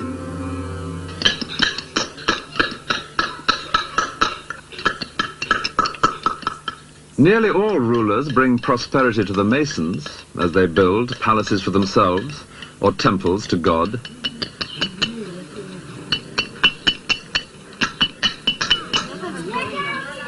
Rather fewer do anything for the peasants. But Jahangir's father had successfully adjusted their taxes, and so encouraged them to bring more land into cultivation. Jahangir loved his wealth, but simple holy men, he liked to pretend, meant more to him than anyone else. The Western monarch being snubbed here by his place at the back of the queue is James I of England, undoubtedly done from a painting brought by Sir Thomas Roe. Maybe Roe also got himself invited to a famous party that summer at Mandu, when candles were floated on tiny boats, an idea suggested by the ladies of the harem. They would have watched unseen, hidden from the sight of the male guests.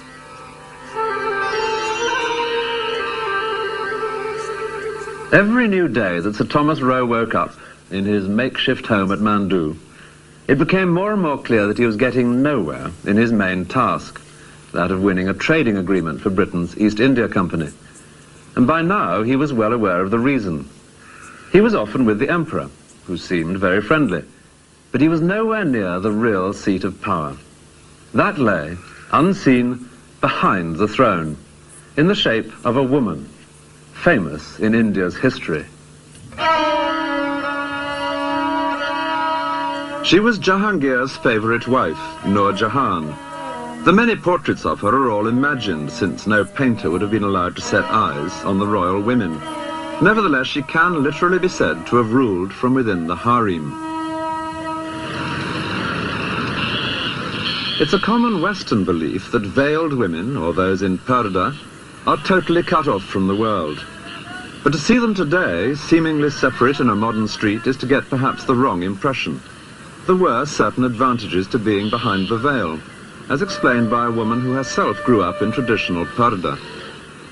Conducting business face-to-face is not necessarily advantageous to both parties. And I feel that the woman in purdah had a very special advantage because she was sitting inside, whereas the person she was dealing with, whether it was a businessman, whether it was a property seller, a landlord, whomsoever, was sitting outside. Now, he, of course, couldn't see her.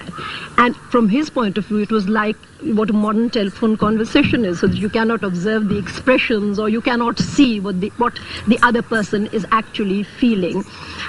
Whereas, from the woman's point of view, she could observe everything about him.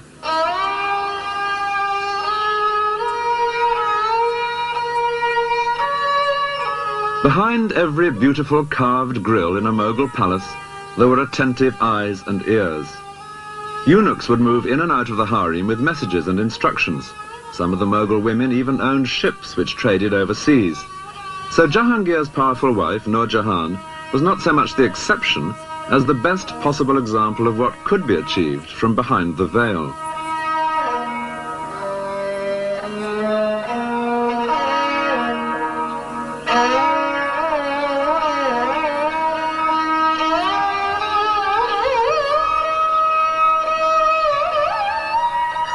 In a garden by the river at Agra, there is an exquisite building which is solid evidence of Nur Jahan's power and wealth.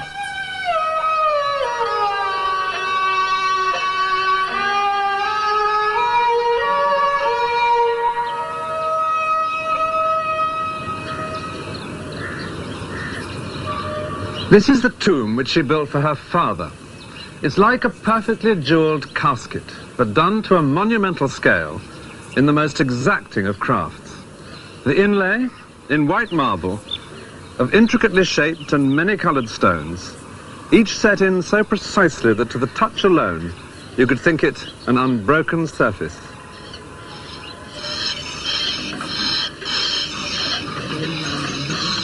Using tools which owe nothing to the 20th century, craftsmen in Agra still lay delicate patterns of stone in marble.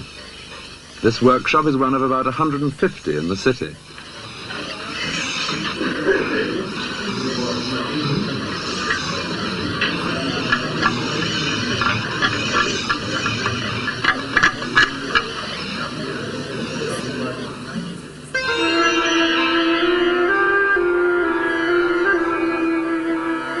The Taj Mahal, which at a distance looks pure white, is decorated all over with this kind of inlay on a massive scale. This is the tomb of Nur Jahan's niece.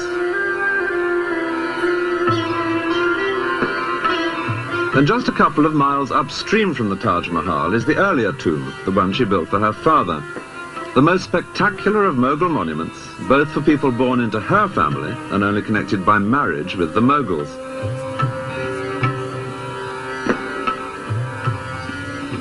The way in which Nur Jahan's family had achieved this position makes a fascinating story. Her father, for whom she built this tomb, was an adventurer from Persia, who made such a name for himself that Jahangir appointed him chief minister. But the family's fortunes only really began when Jahangir fell in love with his chief minister's daughter, Nur Jahan. These are the sort of paintings one can still buy today in Agra's bazaar. We'll make them stand for Jahangir and Nur Jahan. They married. And when her father died, Jahangir appointed in his place, as chief minister, her brother. So already, they had things well buttoned up. The sister, behind the scenes, the brother in the council chamber. There was one very powerful member of the royal family, Jahangir's favourite son, the headstrong Shah Jahan. And they had a plan for him too. The brother had a beautiful daughter, surely the perfect bride for the prince. History would come to know her as Mumtaz Mahal, the favourite one of the palace, the beloved bride for whom Shah Jahan would later build the Taj Mahal. But now this block of power on her brother's side began to distress Nur Jahan, and she hatched a new plot. She had a daughter by a previous marriage, and she now made a favourite of an insignificant son of Jahangir's, someone she could easily dominate, and she arranged for these two to marry, thus balancing the board. One of these two princes would inherit the throne, so it was now certain that one granddaughter of the Persian adventurer must become empress. But which? Time would tell, and probably soon, because Jahangir was by now increasingly decrepit. The wild card in this pack was Jahangir's favourite son, Shah Jahan. It was he in this scene being weighed against gold. But the favours suddenly ceased when Nur Jahan turned against him, and he in retaliation was soon in open rebellion against his father and his stepmother, keeping always on the move to avoid the armies which Nur Jahan now sent out against him.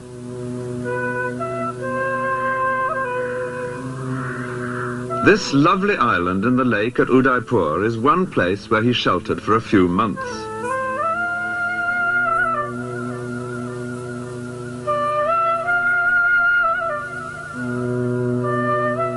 Here, to the south of the empire, he was far enough away to be safe. Yet it was also important to be within striking distance when his father died. And to add to Shah Jahan's difficulties, Jahangir was now spending more and more of his time in the extreme north. Kashmir, he had discovered, was good for his asthma, with its lakes and its cool mountain air. In the last years of his life, Jahangir came here every summer.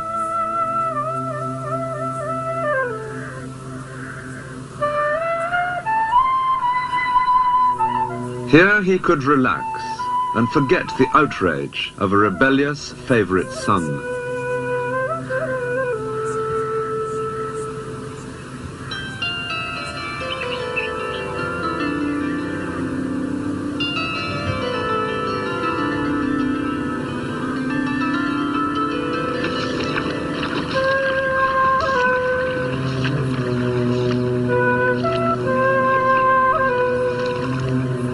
And in Kashmir, in 1627, he died. His life, devoted largely to his own pleasure, had strangely brought his empire peace and prosperity. His death would unleash the violence beneath the surface. Lahore was where they took Jahangir's body for burial. A few miles to the north of the great mosque, there now stand his tomb and those of the brother and sister who had opposing ideas as to who should succeed him. The tomb of Nur Jahan lies today right up beside a railway line.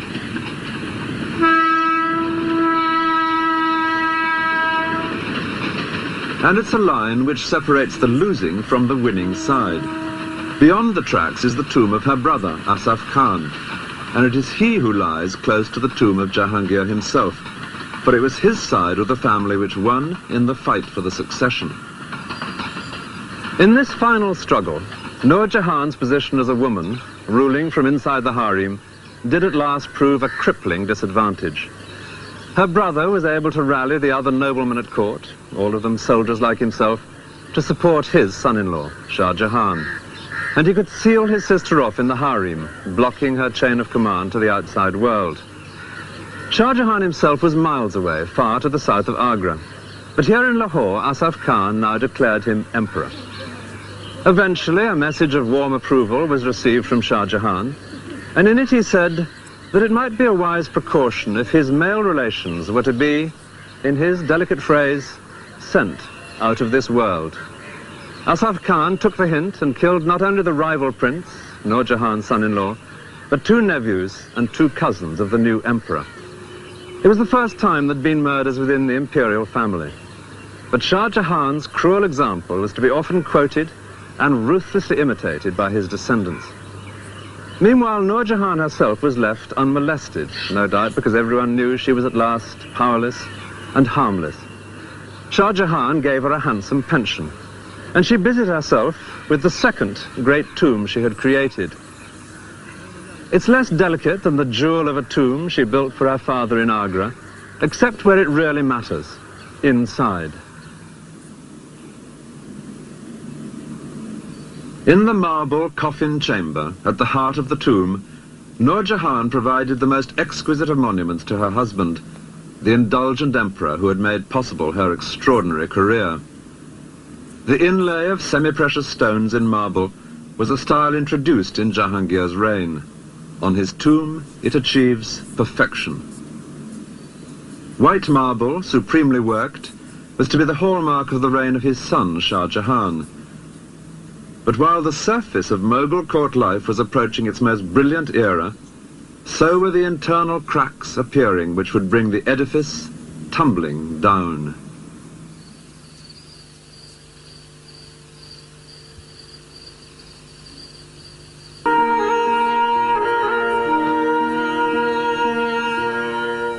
The Taj Mahal is famous not only for its unrivaled beauty, but because it has at its heart a love story, the love of the Emperor Shah Jahan for his wife, Mumtaz Mahal.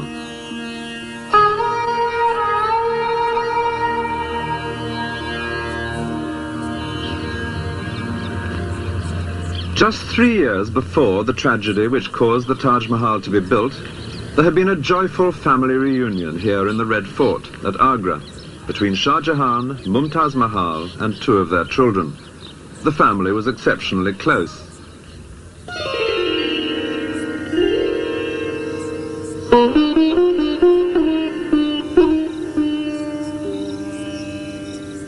This island in the lake at Udaipur, 400 miles southwest of Agra, is the best place to imagine Shah Jahan with his young family.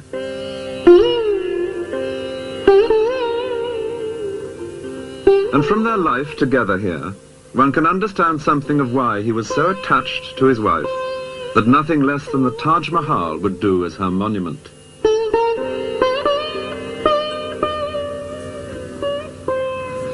For the last few years of his father's reign, Shah Jahan had been in open rebellion against him, constantly moving about to avoid capture. But he didn't send his wife and children to some distant place of safety. Instead, wherever he went, Mumtaz Mahal came with him. And we know that they took all-important decisions together. One dry statistic will suggest how little they were apart. In the 19 years of their marriage, she bore him 14 children. The family stayed here at Udaipur for 4 months in 1623, as guests of the ruler, who was himself no friend to the Mughal court and was happy to entertain such a powerful rebel.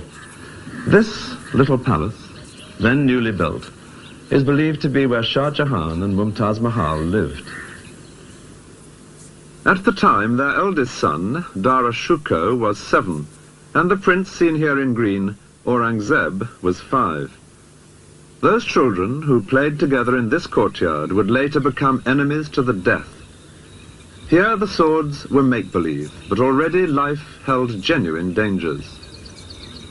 Soon the two boys were to set off together on a terrifying real-life adventure. Shah Jahan, weary of constant pursuit, made a deal. As a token of his own good behavior, he would send his two young sons to live at court as hostages. So for 2 years they were separated from their parents, who prudently remained well out of reach, far from the center of things. Then Jahangir died. Shah Jahan moved swiftly north to seize the throne, and he and Mumtaz Mahal were securely established in the Red Fort at Agra when the two boys arrived for that family reunion. All seemed to have come out perfectly after their times together of hardship and danger. But the new emperor had only 3 years in which to enjoy his good fortune.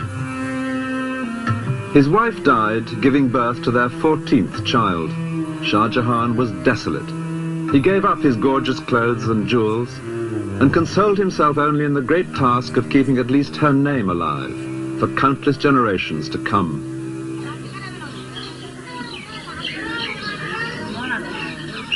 The phrase, Taj Mahal, which has ever since echoed round the world, is just his wife's own name abbreviated, Mumtaz Mahal. It means the favorite of the palace.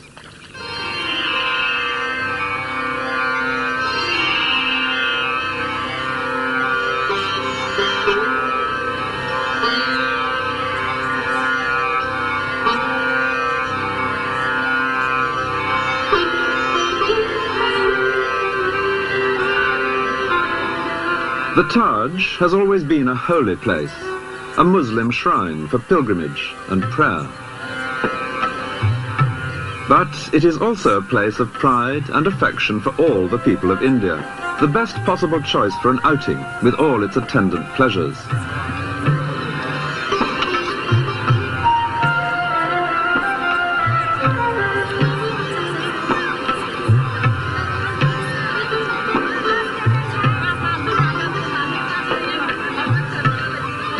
People ask, who was the architect? Apparently no one. It seems that Shah Jahan and his masons together devised this final perfect flowering of the architectural traditions of Persia and of Muslim India.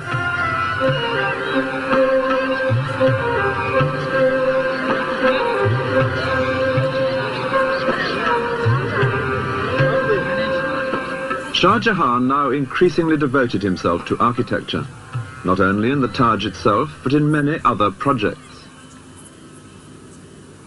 He began entrusting affairs of state more and more to his sons, but he made clear distinctions between them. His favorite was the eldest, Dara Shuko, whom he now kept always by his side, leading a civilized but relatively pampered life at court. By contrast, the younger son, Aurangzeb, was constantly sent out on military campaigns, learning the tough trade of a soldier on the distant frontiers of the empire, just as his father had before him. The Mughal Empire had by now long been secure throughout the great plain of North India, within its natural boundaries of mountains and sea. A grand trunk road through this fertile plain was the backbone of the empire, and it was on the great cities along this route, Lahore, Delhi, Agra, that Shah Jahan now concentrated his energies. The famous painted lorries of Pakistan reveal that this is the northwest end of the Grand Trunk Road, and it was here in Lahore that Shah Jahan now built one of the greatest of Mughal gardens.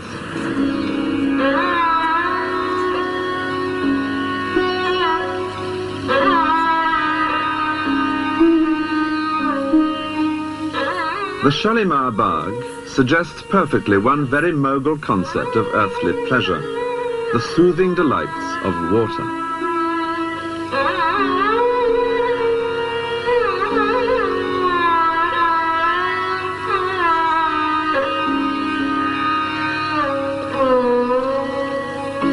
Like Delhi and Agra, Lahore has its Mughal fort. Though much altered in later centuries, some parts do still recall the shimmering white elegance of Shah Jahan's architecture.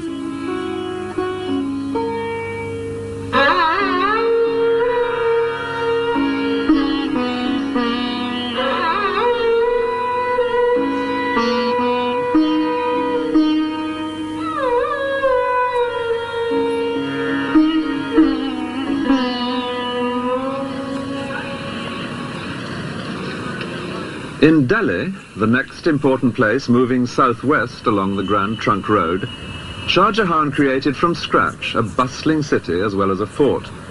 He had decided to move his capital here from Agra. What is now known as Old Delhi was in his time a completely new town. The main street, Chandni Chowk, leads straight towards the Lahore gate of the fort, known like its older counterpart in Agra as the Red Fort. Shah Jahan's own apartments, all built at the same time, perch on the walls on the other, quieter side. And naturally, there had to be a mosque. 3.5 centuries ago, the Muezzin first called the faithful to prayer in Shah Jahan's new Jama Masjid, or Friday Mosque. Just as today, except that loudspeakers now give his chant an eerily electronic quality.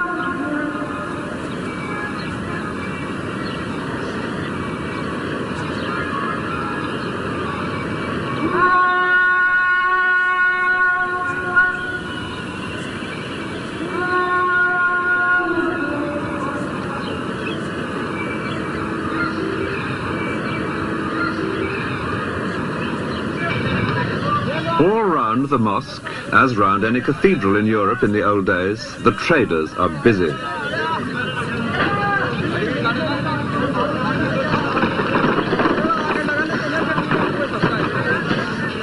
This is the market for cereals and spices. There's no space here for four-legged beasts of burden.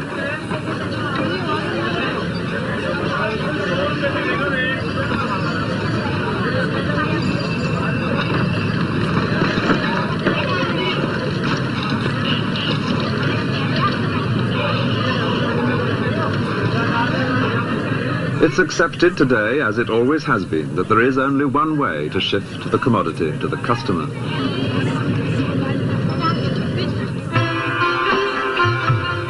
At Agra, too, the Red Fort had much benefited from Shah Jahan's passion for architecture. Within the red sandstone walls built by his grandfather, he had added his own characteristic white marble mosque and pavilions. And because the fort here has been less altered than in Delhi, this is the best place to imagine the emperor's daily life. From his private quarters here, looking east, the sun rises behind the Taj Mahal.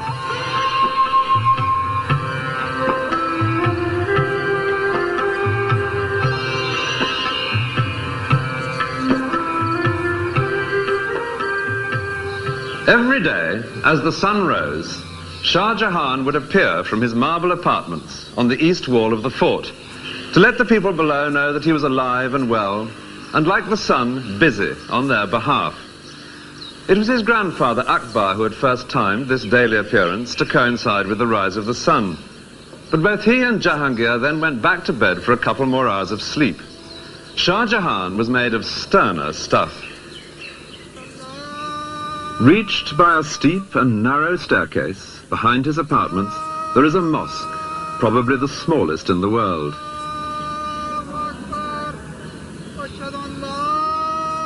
Here, answering the Muezzin's call an hour before dawn, Shah Jahan had begun his day with a session of private prayer in this very private mosque.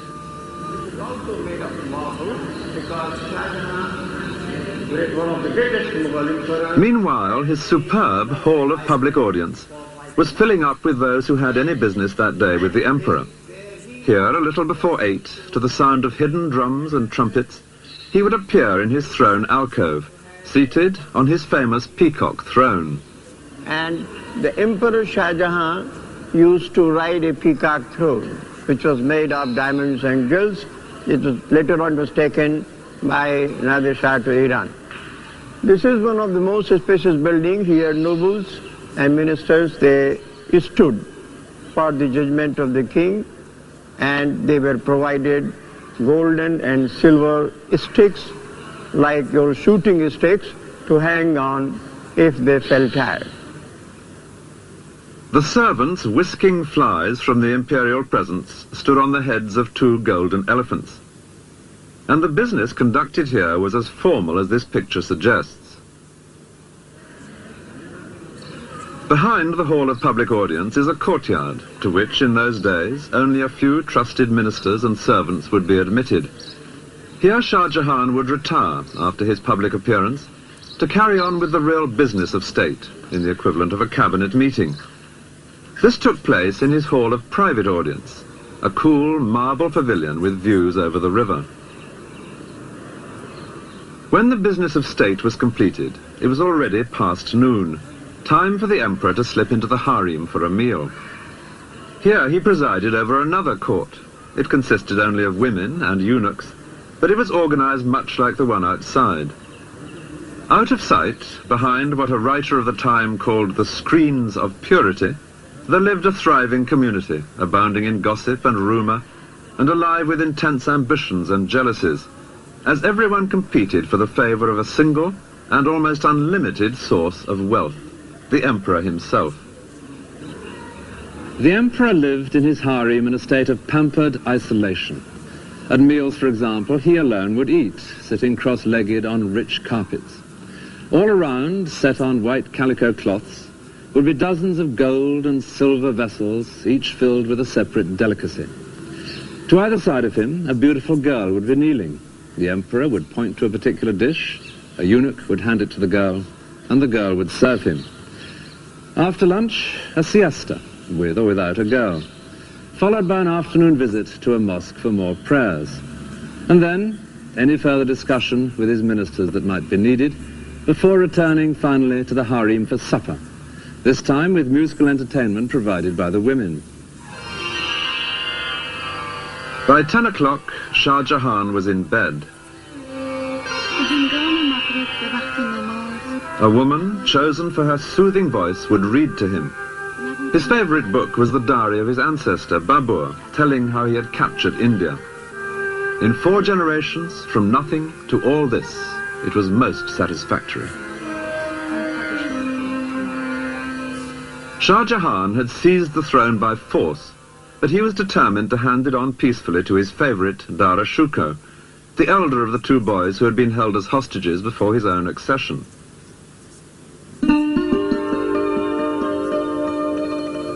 These beautiful paintings are from an album which Dara Shuko gave to his bride when he was 25, and they are typical of the man. He loved the arts and literature. Indeed, he had become by now one of the most civilized members of his dynasty.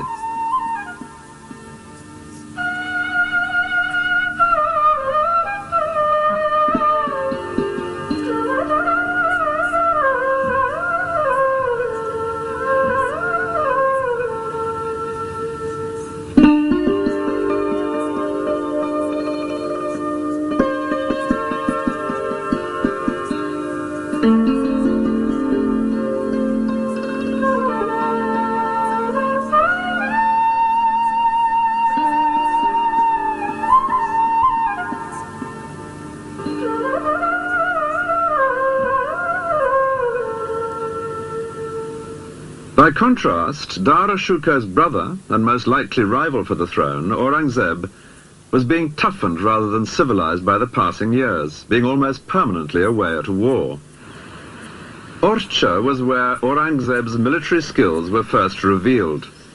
The Raja here was unruly, so Shah Jahan sent Aurangzeb, still only 16, to reassert imperial authority. He did so, and entertained his father in the Raja's own palace. Father and son now perpetrated an outrage which was a major change of policy. They demolished the local Hindu temples.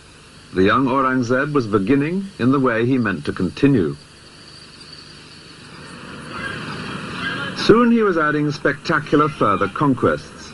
Even the great southern city of Hyderabad would eventually fall to him. It was famous then, as it is now, for its jewels.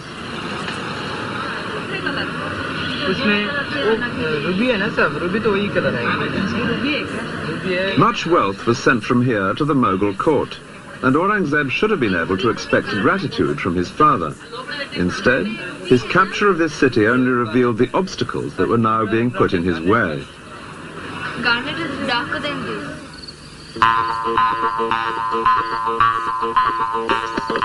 5 miles from the city is the fort of Golconda, the stronghold of the royal family of Hyderabad. It was here, to escape from Aurangzeb, that they now retreated.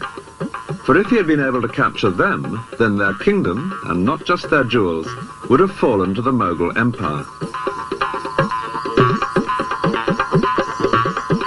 The size of this place is astonishing. This courtyard is already halfway up inside the fort, but there's still all that rocky way to go before you reach the small palace at the top, where the royal family had taken refuge. Even from here it looks almost impossible to winkle them out. And yet it seems that Aurangzeb had a good chance of doing so. And it was that news, when it reached the ears of Dara Shikoh in the court at Delhi, which caused the trouble. He wasn't going to have his ambitious younger brother scoring a success on this scale. Admittedly, there were agents from here offering him bribes to intercede on Golconda's behalf, and he did take their money. But he could honestly claim that it didn't influence his decision. His interests and theirs already exactly coincided. So he persuaded his father, the emperor, to command Aurangzeb, who had in his sights a possible great victory for the Mughal Empire, to withdraw his forces. It was exactly the sort of frustration to fuel Aurangzeb's leaping ambition. The crisis came when Shah Jahan fell ill in the following year, 1657, and temporarily handed over the business of government to Dara Shikoh. But Aurangzeb and another younger brother doubted whether the arrangement would be temporary. They decided to move. Dara Shikoh was at the center of the empire in Delhi. The younger brother, Murad Baksh, was campaigning in the southwest. He now proclaimed himself emperor and set off north with his army. Aurangzeb, further south, was more canny. No mention of being emperor. He merely said he would help his brother to free his father from the treacherous Dara Shikoh.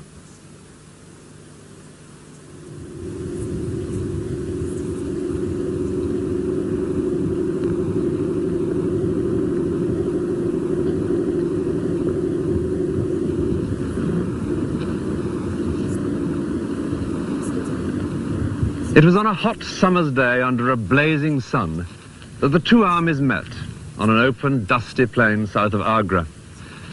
On one side, the somewhat scruffy joint forces of the two younger brothers, unglamorous to look at, but their men hardened in distant campaigns. On the other, the imperial army, headed by Dara Shikoh. An eyewitness has left an account of his magnificent force as it moved out from Agra. Ranks of elephants in immaculate shining armor, squadrons of cavalry with gleaming lances. But the same account goes on to say that most of those soldiers were not very fierce, being barbers, blacksmiths, butchers, carpenters, tailors and such like. A peacetime army under a peacetime general.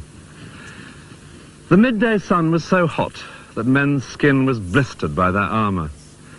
In spite of the barbers and the tailors, it was quite a close-fought battle, but in the end it was Dara Shikoh who turned and fled back to Agra. He stopped just long enough to collect his family and a few favorite slave girls and set off with them on fresh elephants to Delhi.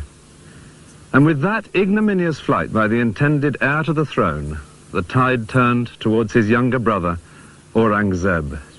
It was 2 days later that Aurangzeb and his victorious army arrived outside the Red Fort in Agra, where his father, Shah Jahan, waited, his plans for the inheritance in ruins.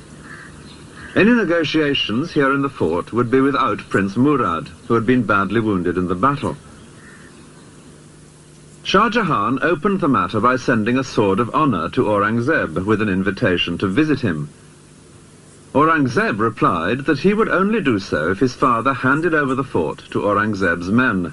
Shah Jahan declined, whereupon Aurangzeb laid siege to his father. Cannon fire didn't achieve much against these great walls. Sealing off the water supply proved more effective.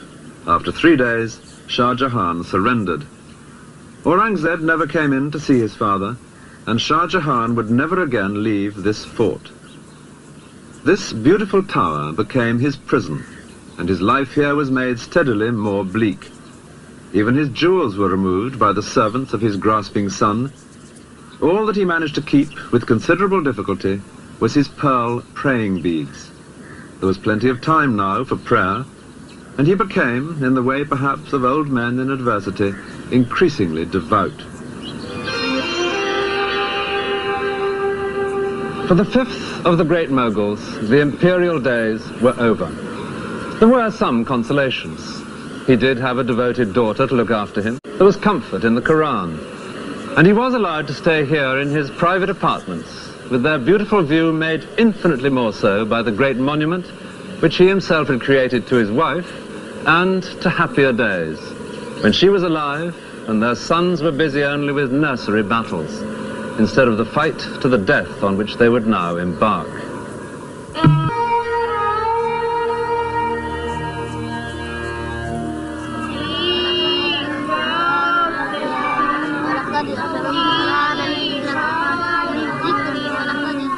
Learning the words of the Holy Book by heart. In many societies, the basis of religious education. These are children in a mosque in India.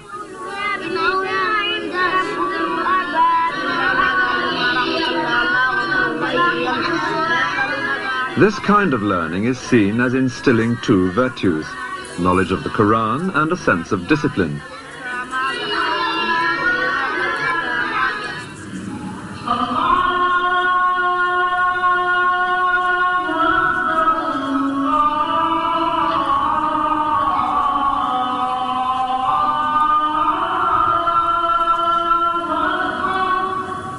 Adults now in the mosque at Lahore. The sense of discipline in a shared belief and cause strikes anyone who attends the Friday service in a mosque. It was a mood which would be put to political use by the last of the great Mughals, Aurangzeb. Aurangzeb was unusual among the great Mughals in being painted kneeling at his prayers. His ancestors had preferred not to draw attention to any being superior to themselves, but he saw himself as a humble warrior in the service of Islam. The word means submission to the will of God. When Aurangzeb was a young man, many Muslims in India felt a sense of grievance against his family. The Mughal Empire had been stabilized largely by involving the Hindus. Under Aurangzeb, the frontiers would be vastly extended, and he himself would spend much of his life fighting in the south. But his most passionate aim was to turn India into a more orthodox Islamic state. Violence between the two great communities of India, Hindus and Muslims, is nothing new. The tragic events of 1947, when India and Pakistan became independent countries, were merely the most extreme example. The question of how far the ruling Muslim minority should tolerate the pagan practices of the Hindus was an important one in Aurangzeb's youth, when he was just one of several rival princes.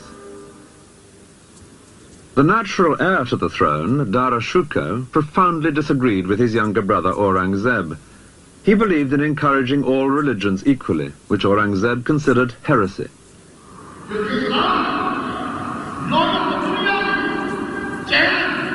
The Quran gives clear guidance. Muslims must allow Jews and Christians to worship freely, but should place restrictions on other religions. It had been Mughal policy to lift these restrictions from the Hindus, but this offended the more orthodox in the Muslim community.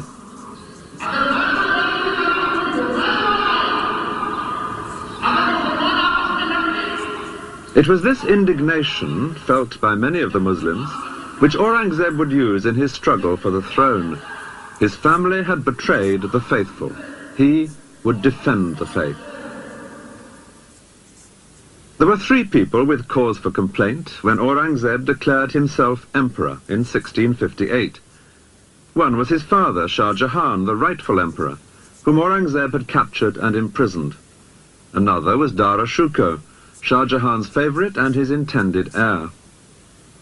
And then there was a younger brother, Murad Bakhsh, whom Aurangzeb had once proclaimed as the prince who should succeed, instead of the heretic Dara Shukar. When it finally came to a pitched battle, Dara Shukar was defeated by the combined armies of his younger brothers. And from that moment, Aurangzeb, seen here in green, systematically set about removing each of these three living obstacles to his own rule. His immediate concern was his elder brother. Dara Shukar had fled from the battlefield on his elephant. With his father's blessing, he had then ridden fast to seize the imperial treasure. The intention was to buy himself another army with which to fight Aurangzeb. The first stop was Shah Jahan's new fort at Delhi. Here there was great wealth, but Aurangzeb was hard on his heels. The same thing in Lahore. Again, vast treasure. Again, no time to transform it into trained soldiers. After 6 months in remote places, Dara Shukar did at last return with an army, and the two rivals confronted each other in the hills surrounding the town of Ajmer, some 300 miles south of Lahore. These marble pavilions by the lake at Ajmer were built for Shah Jahan, two of whose sons were now fighting their final battle a few miles away. And on the day of that battle, there could be seen here a strange assembly of elephants, women and children, eunuchs, all nervously waiting. They were Dara Shukar's harem with the remains of his treasure. They were ready to set off at a moment's notice because he told them that if he lost the battle, he would join them here so that they could flee together into the desert to escape his murderous brother. Well, he did lose the battle, and in the chaos he managed to miss even this vital rendezvous. The women and the eunuchs waited here as long as they could, and then fled without him. Miraculously, they managed to join up with him a few weeks later, but ahead lay an ultimate betrayal. Shah Jahan had sentenced a local ruler to be trampled to death by elephants, and Dara Shukar had saved the man's life, pleading the special influence of a favourite son to ask for pardon. Now surely was the time to call in old debts. Dara and his family arrived in the man's territory. For a few days, they were royally entertained. And then, most treacherously, Dara Shukar and his 15-year-old son were seized. The ruler had decided where his best advantage lay. An elephant set off north with a closed howdah, bearing Dara Shukar and his young son as prisoners. Their destination, Delhi and Aurangzeb. Today's old town in Delhi was then new. It had been recently built, close to the Red Fort by Shah Jahan. It was here that Aurangzeb now organized a charade to humiliate his elder brother. It very nearly misfired. At this sort of height above the street, Dara Shukar and his young son were paraded through Old Delhi. They were dressed in rags, smeared with dirt, and seated on a skinny female elephant. The people of Delhi were supposed to jeer, but they didn't. Dara Shukar had been a generous and popular prince. There was resentment at his humiliation, and that gave added urgency to the next stage of Aurangzeb's plan. Learned and holy men play an important part in the legal system of Islam, and Aurangzeb now set up a committee of such people to advise on the fate of his brother, whom he described as the chief of the atheists. The holy men, after due consideration, recommended death. Aurangzeb then let it be known that he himself would have preferred exile for his brother, but he bowed to religious authority, and the deed was soon done.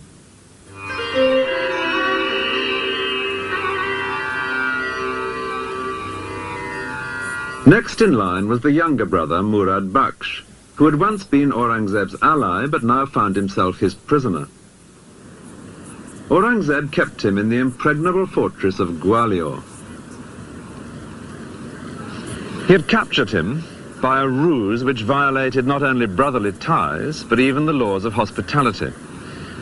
Aurangzeb had invited Murad to dine in his tent at a time when they were still allies. Aurangzeb himself was much too pious a Muslim to touch alcohol, but there was plenty of wine for Murad. And afterwards, Aurangzeb suggested a soothing massage from a beautiful slave girl. Murad fell asleep, knowing that his own guard was standing watch over him to warn of any danger. But the guard was cleverly distracted for a moment and was silently strangled. Murad awoke to find himself a prisoner. That same night, 4 elephants set off from Aurangzeb's camp in 4 different directions. Each carried a closed howdah, making it hard for any rescue party to decide which to pursue. The one with Murad Baksh inside delivered him to a succession of prisons, and eventually to the dark security of Gwalior.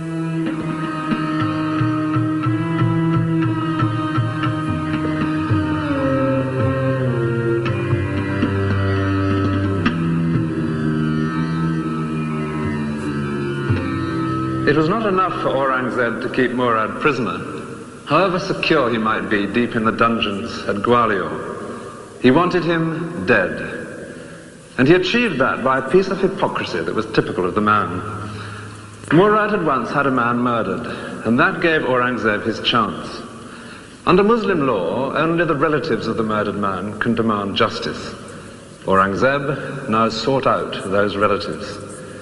The eldest son refused to take action, but the second son was persuaded to bring a case, and the judge found Murad guilty.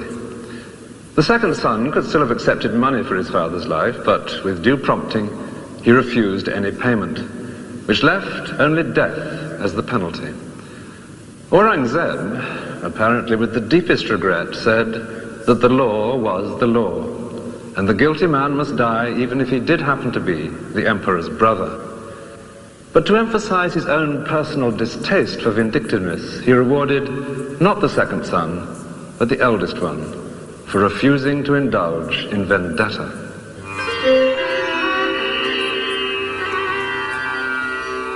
Only one man living could now deny Aurangzeb's claim to the throne, the prisoner in the Red Fort at Agra, Shah Jahan. Even Aurangzeb couldn't kill his father. He left that to time. And after 8 years, the old man died. A boat brought him to his final reunion.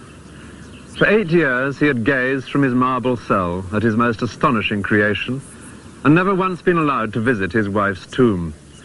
Now his body was brought the mile or so down the river from the fort to the Taj, to lie once again beside Mumtaz Mahal, beneath the very center of that superb dome.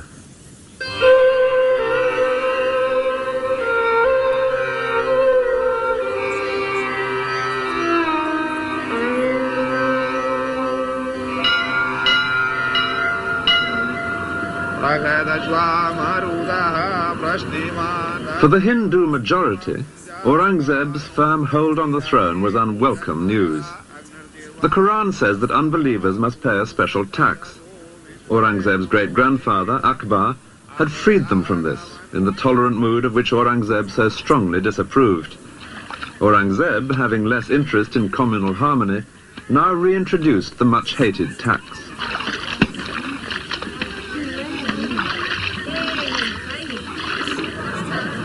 It was in the ancient and powerful Hindu city of Jodhpur that opposition to Aurangzeb first came to a head. Above the marketplace, there towers one of the most spectacular forts of Rajasthan. The family holding this fort had been closely allied with the Mughals ever since the time of Akbar. Now they became restless, and Aurangzeb sent his favorite son, also called Akbar, with a large army to bring this place under control.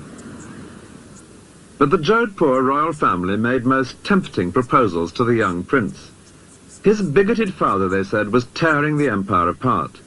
What India needed was a broad-minded Mughal emperor, like the great Akbar, whose name the prince shared. If their Rajput army, they suggested, were combined with his Mughal army, they could together overthrow his father and place a new Akbar on the throne. The Rajputs were famous fighters. The plot seemed a good one. The prince agreed to join them. For Aurangzeb, it was a most dangerous moment. He happened to be not far away, but he was directing a much smaller force from his red imperial tent. Only the emperor used a red tent, and in effect it's a version in canvas and embroidery of the white marble columns and arches among which he would hold private audience when at home in a palace. This is in the museum in Jodhpur Fort, and is the only one of its kind to have survived. But as Aurangzeb sat in his tent, he was aware that this time he would only be saved by his own genius for deception. He set to work. He knew that his son would not march into battle except on a day approved by his astrologers. Well, naturally, Aurangzeb had spies in his son's camp, and they now bribed the astrologers to look into their charts and to find there that, to be absolutely certain of good luck, a little delay was advisable. That delay gave Aurangzeb time to bring up more troops. Even so, he couldn't match the combined force of his son's army and the Rajputs, but he had another age-old trick up his sleeve. As the opposing armies moved closer, with battle almost certain on the next day, Aurangzeb wrote a letter to his son, congratulating him on the brilliant way in which he had brought such a large Rajput army into the trap which they had together prepared for them. The letter was smuggled into his son's camp, and it was arranged for it to fall into Rajput hands. Overnight, the Rajput army vanished, and when that was discovered, young Akbar fled as well. His father was not the man to be so easily toppled.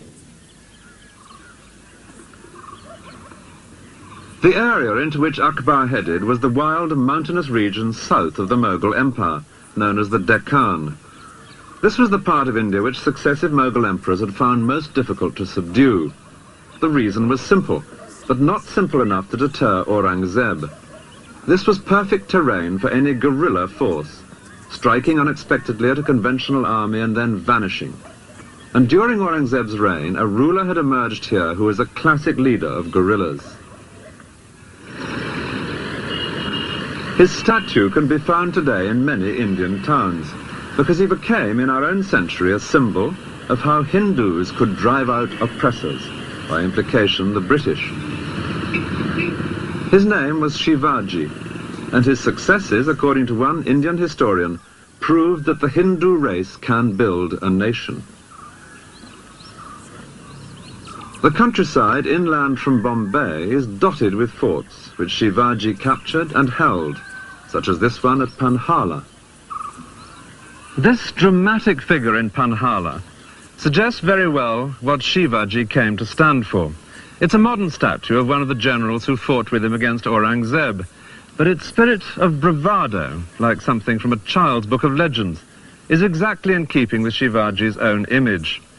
He came to seem almost like Robin Hood, mercilessly teasing and baiting the much more powerful Mughals in exploits which were often positively cheeky. Once he and his men cut a hole in the outer fence of a Mughal camp and made their way right to its centre, in among the general's harem, killing many of his attendants before slipping away again. On another occasion, he himself escaped from Mughal captivity by being carried out hidden in a large basket of cakes and sweets. This romantic character had died the year before Aurangzeb's son rebelled, and the young prince came down to these regions to join forces with Shivaji's son. Aurangzeb decided to pursue him south, to punish this impertinent alliance. It was to be a turning point, not only in the reign, but even in the history of the entire Mughal Empire itself. Aurangzeb was already 62. He would grow old campaigning in the south, trying to subdue this turbulent region long after his son Akbar had thought better of it and slipped away to Persia. The heartland of the Mughal Empire had long been this area. Aurangzeb would add vast territories to the south, and in the last 27 years of his life he never once set foot outside this area, representing a drastic change of policy.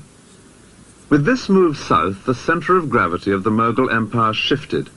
The places connected with Aurangzeb are all down here. Aurangabad, the city named after himself, which he virtually made his capital. The numerous Hindu forts which he constantly tried to wrest from the followers of Shivaji, such as Panhala, and the capital cities of the two great southern Muslim kingdoms which he was determined to conquer, Hyderabad and Bijapur.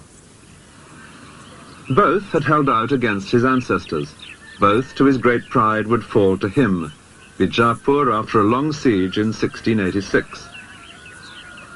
And at Hyderabad, the next year, he captured the greatest fort of all. But his men finally got inside these defences not by force of arms, but by bribery. Money would increasingly become the only way his sieges were brought to a successful end. Through this countryside, Aurangzeb would move back and forth with 500,000 people, his army and camp followers. But however far they marched, and however many forts they took possession of, the situation somehow never seemed to get any better. This hilltop fort of Panhala is typical of the frustrations of Aurangzeb's last years. Soldiering on well into his 80s, he was like an old bear plagued by bees. He would take a fort and fill it with his soldiers, and then as soon as he'd moved on, the enemy would take it back again. He'd first captured this one in 1691, and now, 10 years later, here he was, back again trying to capture it once more. And it's at that moment that we have an unexpectedly vivid picture of the stubborn old man. Most improbably, at this place, miles from anywhere, a British ambassador arrived from the court of William III, hoping to open up trade. He found chaos, a vast, insanitary camp, deep in mud, with despair and corruption and drunkenness among the troops. The shining exception was Aurangzeb himself, now aged 82. The ambassador describes him passing through the camp to visit the siege works. He was all white, robe, turban, beard. He was carried through the crowd on an open litter, but he never once looked up from the book he was reading, undoubtedly the Quran. As another European visitor wrote, he had by now a craze for being held a saint.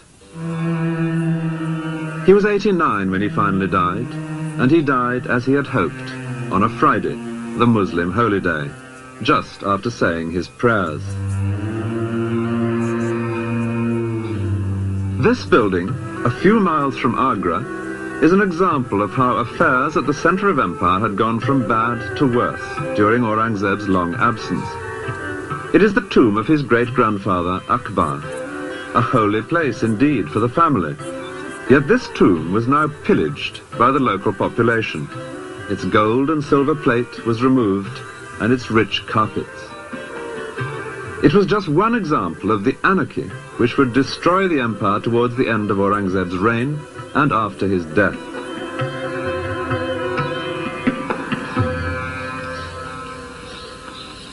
Aurangzeb's own grave could hardly provide a greater contrast. It's in the south, 15 miles from Aurangabad at Kuldabad.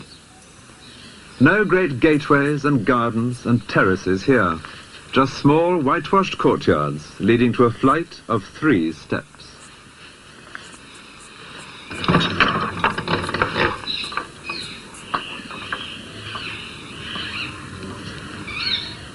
This is all that Aurangzeb's tomb consists of. A space the size of a small room and a bare patch of earth open to the sky. Exactly in keeping with what the Quran specifies and with his own image that he had always liked to project, that of a simple Muslim, just one of life's pilgrims. But in another way, this cramped space symbolizes the poverty of mind he had brought to the more generous tradition of his ancestors. With their flamboyant ability to enlist everyone's talents, Hindus and Muslims alike, in their cause, an idea which had once amply justified that resounding phrase, the Great Moguls. This grave fulfills a very precise religious requirement, but it was very different from what India had come to expect of her emperors. The 6th Great Mogul was dead, and the empire dead with him.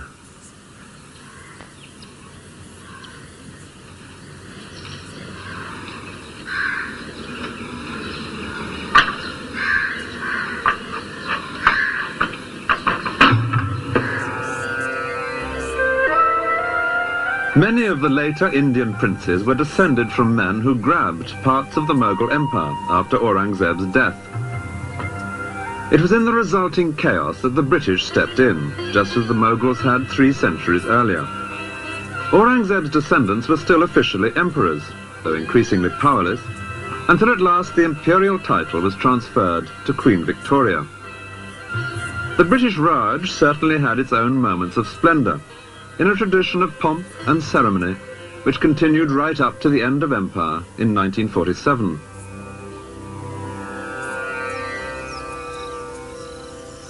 But it would be hard to maintain that any rulers of India, before or since, have ever shown quite the flair and the style of the great Mughals.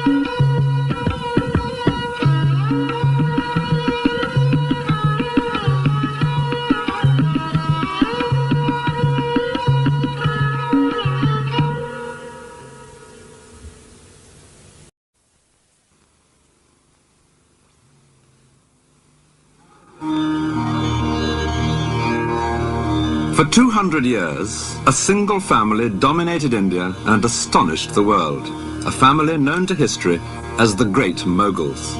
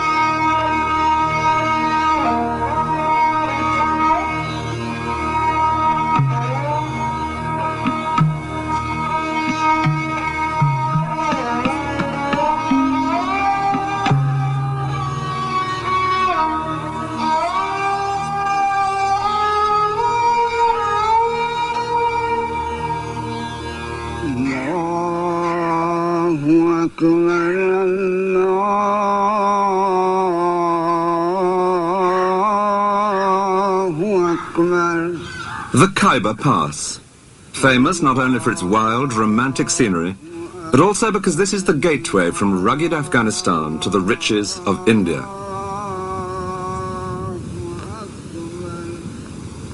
Through these mountains have come a succession of great conquerors, restless for new lands to plunder. Alexander the Great came by, so did Genghis Khan, and Tamburlaine. And if today the armed men are more local, in recent years most often the Mujahideen from Afghanistan, this remains a dangerous and exciting place, with the promise, once over the top, of India.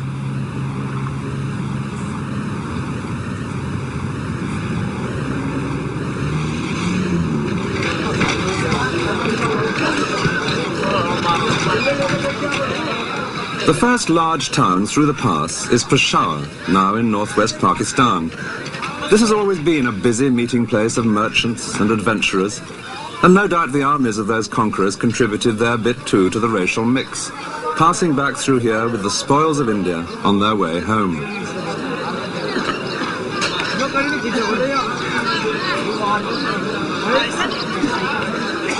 But one conqueror who came through here in the 16th century intended to stay in India.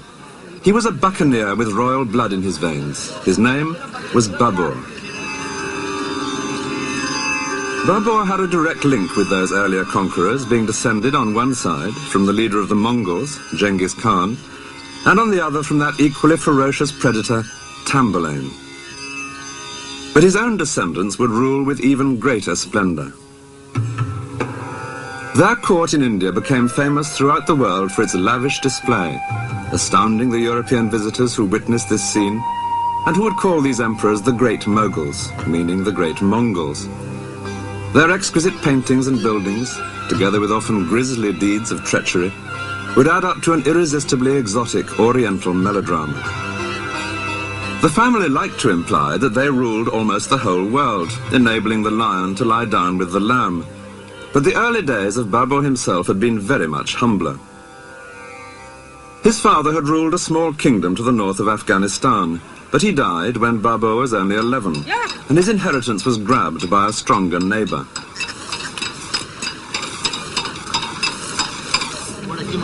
By his late teens, Babur was living more like a bandit than a prince. He and a few followers would roam around, seizing cattle, territory, wealth of any kind. In such a violent world, the villages and towns were all fortified, as indeed most of them still are today. And Babur describes vividly in his diary how he and his men would ride out at night to attack just such a place as this. Under cover of darkness, they would place their ladders against the wall. Often they were seen and had to ride away disappointed. But sometimes they got in, and then, after an exhilarating hand-to-hand fight in narrow lanes, they would take what they fancied, or perhaps persuade this particular village to join their league. November the 27th, 1528. That day he had earache, and so had taken opium, which was causing him to vomit when he visited this great fort. But, like any good tourist, he put up with that.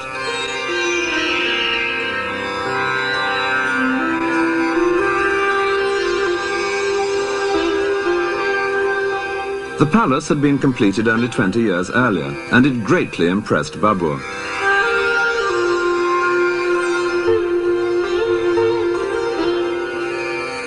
He noted the tiles, which included, he said, the semblance of banana trees.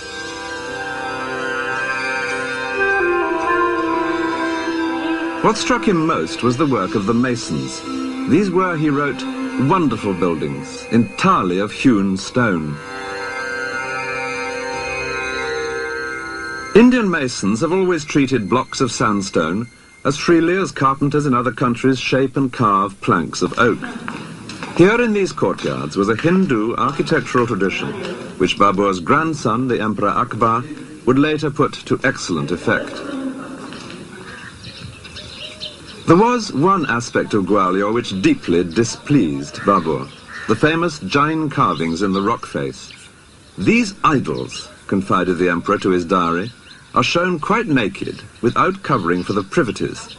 I, for my part, ordered them to be destroyed. Upon his orders, the faces and the offending privities were smashed. Modern restorers seem to have partly agreed with him. Only the faces have been replaced.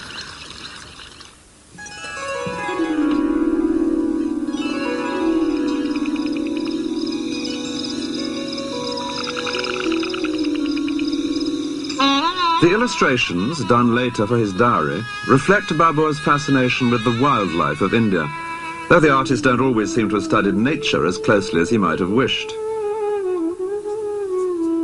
One frequent complaint in his text is the lack, in India, of good, cool streams. All the Mughal emperors loved water, and where they didn't find it in nature, they set about providing it in gardens.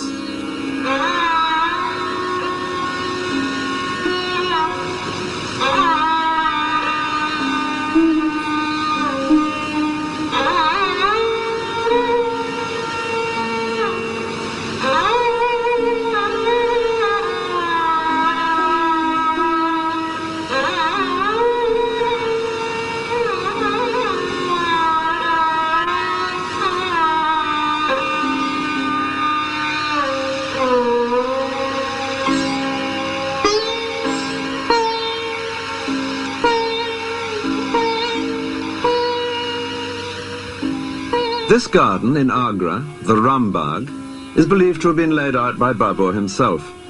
It follows the rectangular system of the water gardens of Persia, just as in the paintings. Water flows through the channels laid for it and tumbles and trickles into pools, as the engineer carries out the plans approved by Babur himself. He had made several such gardens in Kabul, and the ones he created here in India no doubt helped to remind him of home. Babar would come to his gardens for a task which he very much enjoyed, that of writing up his diary from the notes he had taken all his life. And the tale he had to tell was among the most romantic of life's basic plots, the rags to riches story, from the early days, with sometimes just a couple of hundred followers, to all the wealth of India. And it was here in Agra that he decided to celebrate his success. He would give a sort of empire warming party. Word was sent out that all who had helped him on his way should come to receive fitting benefits. Even quite humble people were invited. A man who had once helped him across a river on a raft, some peasants who had sheltered him in Afghanistan. It took a couple of years for all the guests to arrive, and then there was a huge feast, with Babar under a pavilion in the center, and the guests stretched out in a great semicircle of 100 yards or more. There was much present giving.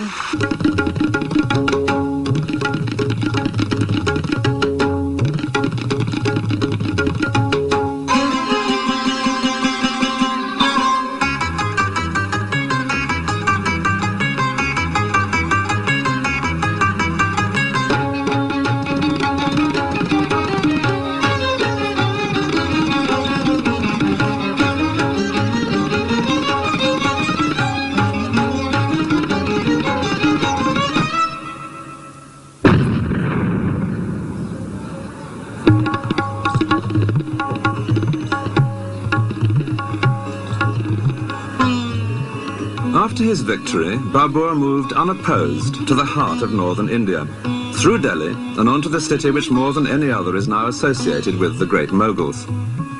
All the famous buildings here in Agra were created for Babar's descendants and their families. The Taj Mahal is but one of many.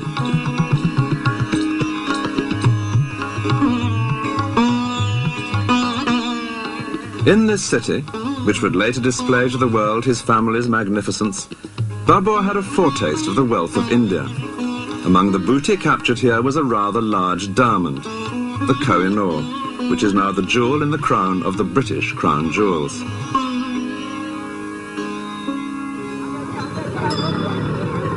Babar was a keen observer of the world about him, and soon he was finding much to marvel at in this land which he had so rapidly conquered.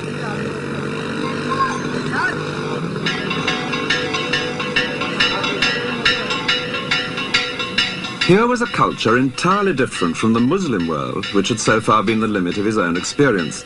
A scene of colourful and noisy ritual, and one in which women, whether in stone or in flesh, played a far more visible role, as here in a temple in Udaipur.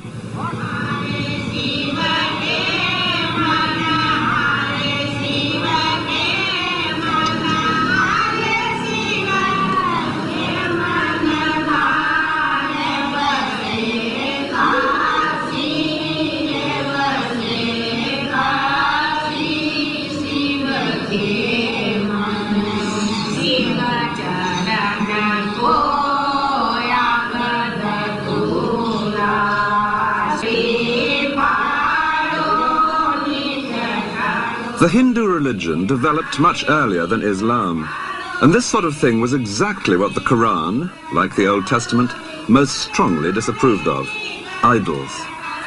But Babar was too fascinated by life to waste much time on indignation. Instead, he was soon writing a section in his diary entitled Description of India. It begins boldly. India, he notes, is extensive, full of people, and full of produce.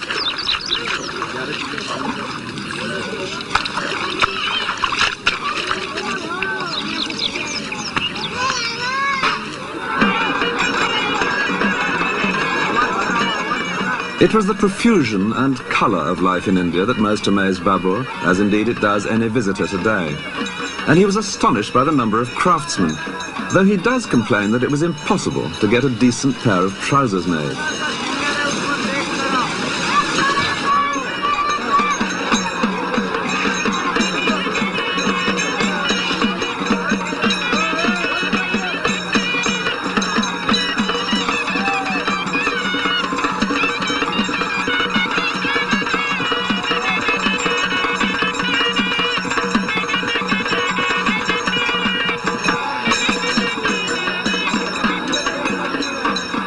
With all wealth depending in the end on what the land and human skill can produce, it was perfectly evident that there were better pickings to be had here than in Afghanistan.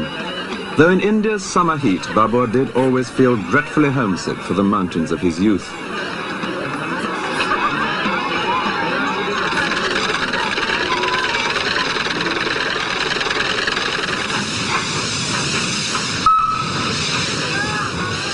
The Hindu city of Gwalior, 80 miles south of Agra, was a place where Babar noted down his impressions in great detail.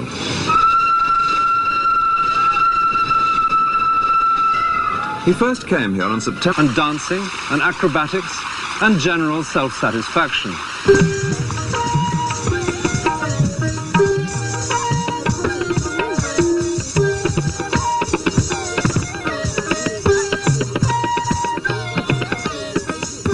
In India's climate, most celebrations still take place in the open air.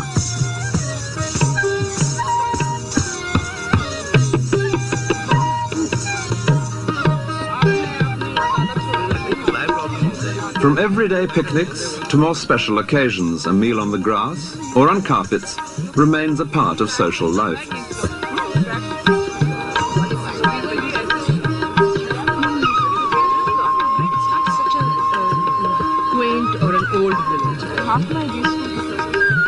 It's nearly 500 years now since Babar's great feast, but the music, the food and the clothes here today are still true to the past, though at Babar's party the only women would have been the dancing girls. But his celebrations were premature, because the new empire depended far too much on Babar himself. 2 years after the feast, he died. His had been an action-packed life. He was still only 47.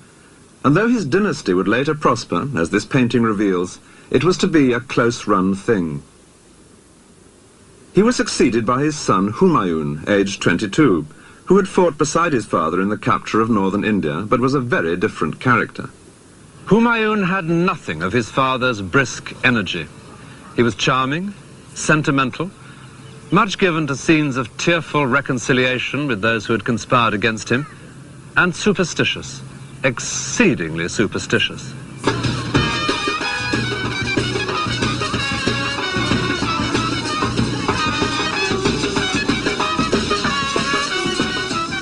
The superstition that dominated Humayun's life was one that is still an everyday feature of India. This marriage procession, a familiar sight in the streets here, couldn't possibly happen without the precise time being chosen in advance by an astrologer.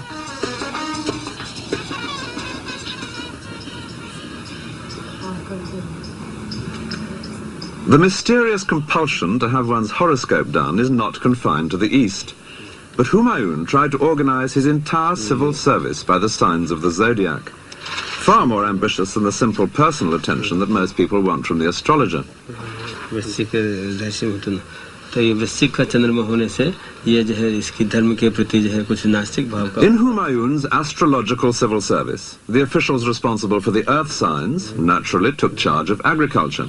The water signs had the canals, while the fire people busied themselves with military matters. But astrology won few battles, and soon the Mughal armies were suffering some unpleasant shocks. Humayun himself had to make several humiliating departures from the battlefield, including one hurried escape across the Ganges, hanging on to an inflated goat skin. The empire, which he had inherited from his father in 1530, extended far across northern India. 10 years later, he had lost control of the whole of it, and was wandering as a refugee in the deserts of Rajasthan, with his family and a dwindling band of courtiers. Their circumstances were already bleak, but there was worse to come. In the heat of the desert, there is no greater relief than to come across a working well. But this was to be an increasingly rare sight that summer for Humayun and his family. They began to find that most of the wells they came across were dry. They had been filled with sand, the buckets were clogged and empty. The cause was a clash with Hindus. Members of Humayun's party had killed some cows, sacred animals to any Hindu. Rajasthan is a fiercely Hindu territory, and the people here had been deeply offended.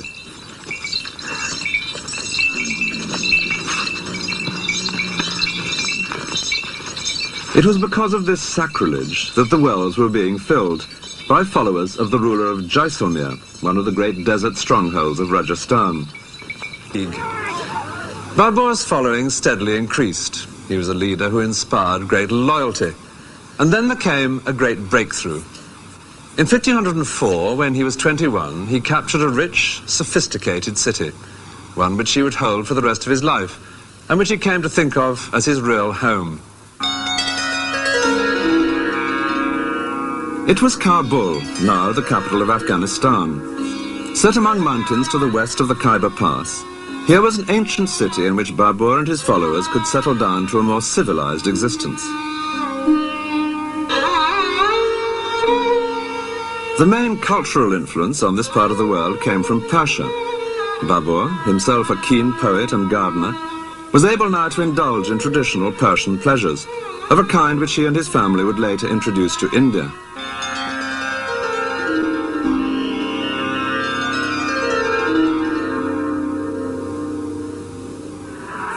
But a ruler in those days could never relax for long.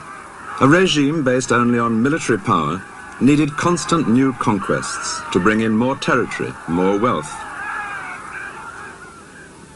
In three directions, Babur's kingdom at Kabul was unable to expand.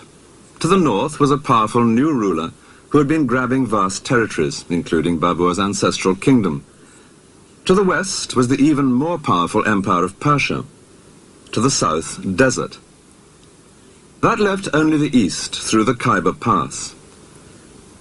Northern India was ruled by many rival princes, too busy fighting each other to be likely to combine against an invader, and the prize was a rich one.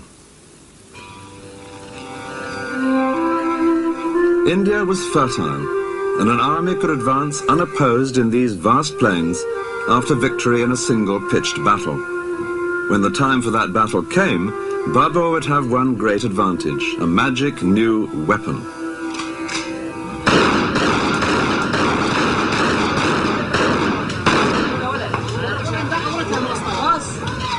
In Dara, just through the Khyber Pass, firearms are the stock in trade. Everyone here is busy making them. But when Babur came this way with his new muskets, which had reached him from Persia, no one knew what these strange objects were. He describes tribesmen making obscene gestures at this weapon that fired no arrow, until it went off in their direction.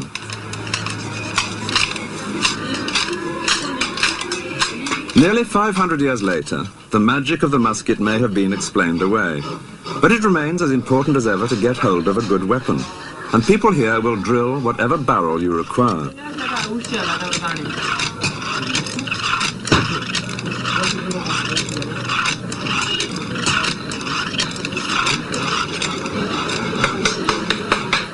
Every day, as the customers try out the wares, the valley resounds with gunfire.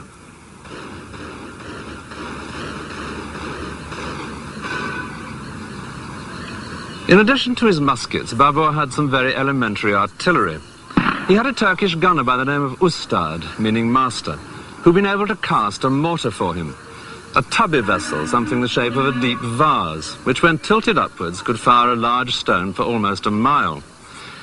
Babur had vastly enjoyed watching the hot metal being poured to cast this ultimate deterrent, and he loved the excitement when it was fired.